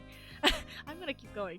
But like, oh my god, like 2000 and I think I got into Vocaloid 2010, 2011. Like with my first one being like Servant of Evil. God, Servant of Evil was so good. And then it was just like every single banger came out in like 2000s, like it was like 2010 to 2013, 14, where everything just kept getting out. It was like what Hachi was still there, Hachi was producing. Wowanka was also was also producing. Like, who else? Deco 27 I think was starting his journey. God, who else? Ueyopi, oh my god, was also producing. Got the golden age of Vocaloid, and then I think from 2015 to 17 there was like a little bit of a weird transition period. Transition period where it was like oh my god, I think 2011, 12, 13, 14 13 or 14, I think, was when Honeywork also started getting popular as well. Hachi and Wawaka as gods. They're gods. They're little gods. My god. People didn't understand, so they called them magic and were burning. Oh! Right! Yeah. When people don't understand, they just start burning them. Which is like, Jesus Christ. People, please. This is why, understanding, you know, you might not understand something, but please be considerate, you know. You can't see me, but I'm giving people the side eyes because it's just like, guys, really. But God, the golden age of Vocaloid. Oh my God, 40 MP, 40 MP back then. And then like 15 to 17 or 15 to 17 was a new transition, and then now it's like a whole new like explosion of new Vocaloid producers and really popular ones like Suyudo, the one that did Callboy, and Kanaria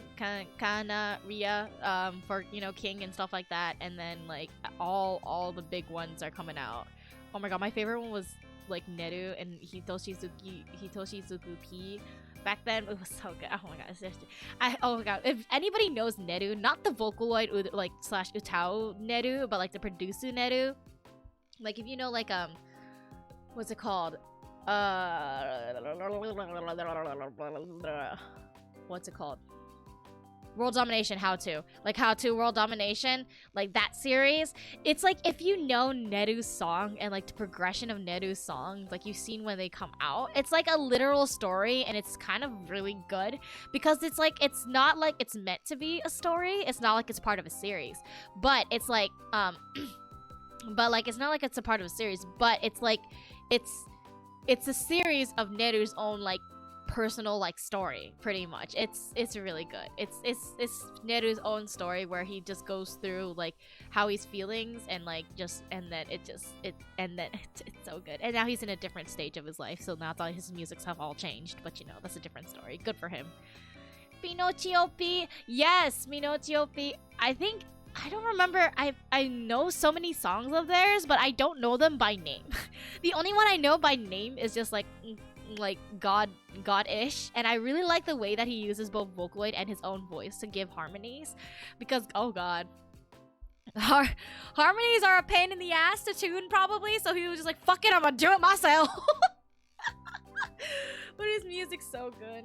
Sasukeru UK. Oh my God, are they still producing? I think they are still producing, aren't they? I'm not entirely sure, but like, I don't remember which song, but I know which song that's popping in my head, but I don't remember the titles. They're like oh hi-oh. I don't remember, but like, yeah, that, oh my God, Vocaloid producers, man. I could go days about like just Vocaloid in general, which is probably not a good thing. But also, it's the only thing that has been in my life. Hello Planet! Yes! Hello Planet! Oh my God, I forgot about that. Holy shit. Oh God.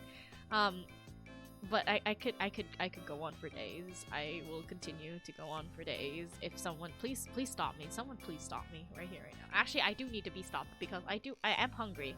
So, I usually I eat before the stream, but because, you know, I had to, we started a little bit early for Luna.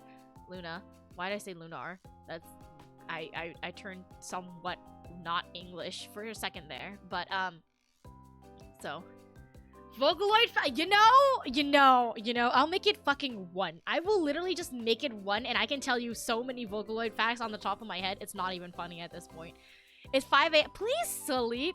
Equal. Actually, I was wondering, like, why is it so, it's like hella early. Like, please go the shit to sleep. Like, oh my God. Please. Sleep is good for you. Please. Okay. So, I am gonna go to... I'm not gonna go to sleep. I'm going to eat because I am hungry. What? Oh, hello. I just woke up and when I came in the stream. Oh, thank you, Tyler, for waking... Tyler, wait a minute. That's like... It's like 8 o'clock. Why... Tyler has officially broken his sleep schedule. Me too. Hello, Saito. You came... Kaito. Saito. Fo. Welcome back. Oh no. Oh no. But yes, they thank you for coming on. It's gonna be the same time next week too. So 5 o'clock PST, and then it would be 8 o'clock EST. So hydrate. Wait, how did that? Oh, Discord. Oh, I do have a Discord. Yes, I forgot about that. You know what? That's valid, Tyler. That's valid. Yeah, early streams good. Yeah. The chiasma became a thing. Oh, you know what? I also need to do Genshin. Oh no.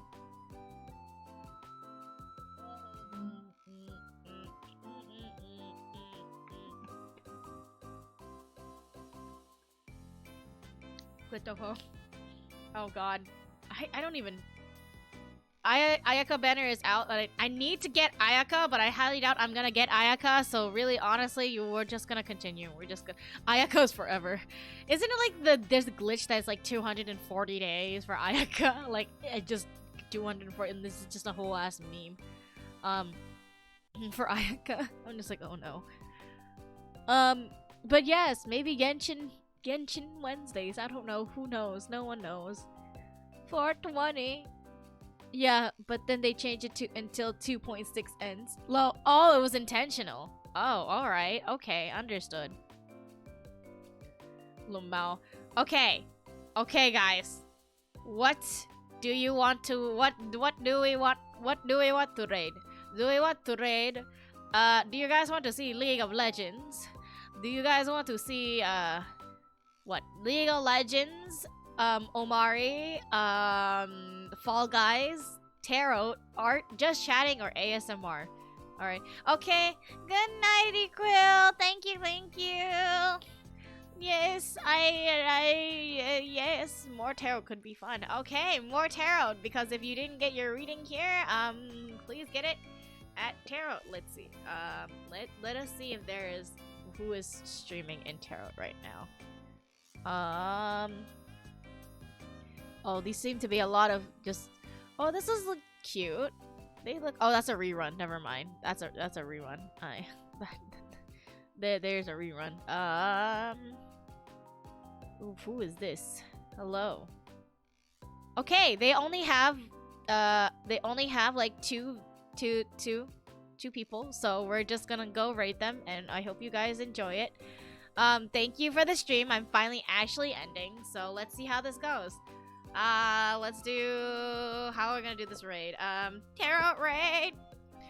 Thank you guys for stopping by. If I feel like if this time works for a lot of people, I might continue doing this time. We shall see. So, and thank you guys for coming once again. This is the good old Luna that collab. The good old Luna that was a guest on today's stream. We're gonna have her back again next week. I appreciate her for taking her time to come by. I love her vibe. It's 10 out of 10. Thank you guys for coming by. If you do want to, I'm gonna keep the same sheet. So if you want to sign up for any tarot things, please go look at that. This Saturday I won't be streaming. I don't know if I will, but I don't think so. I don't think I'm gonna be streaming my version of Phasmophobia, but please go check out Zane. I will be the. Why is it not popping up? Why is it not? Oh, there it is. There it is. I will be at her stream Saturday night to do Phasmophobia because I hate myself. And then I don't know what else. Thank you guys for coming by. I appreciate it. I'm hungry now. Okay, let's do tarot raid. If you guys don't have my emotes, I do have the follower emote. So just you just have a follow, and then you can have a cheer emote. So. All right. Thank you guys for coming. We're gonna raid this wonderful person that I don't know who they are, but you know what? We'll find out in the raid anyways. So thank you guys for coming. I hope you guys had a wonderful time today, and thank you for being wonderful people. And then I really appreciate all of you guys, and I really do appreciate all of you. I'm really bad with words, but I really do appreciate all of you guys. Okay, all right, thank you. I'm really talkative today. I don't know why. Okay, continuing. All right, okay. Thank you guys. Bye. Bye. Where's my ending screen? Bye. I dropped everything. Wait, I'm dropping everything. Okay, bye.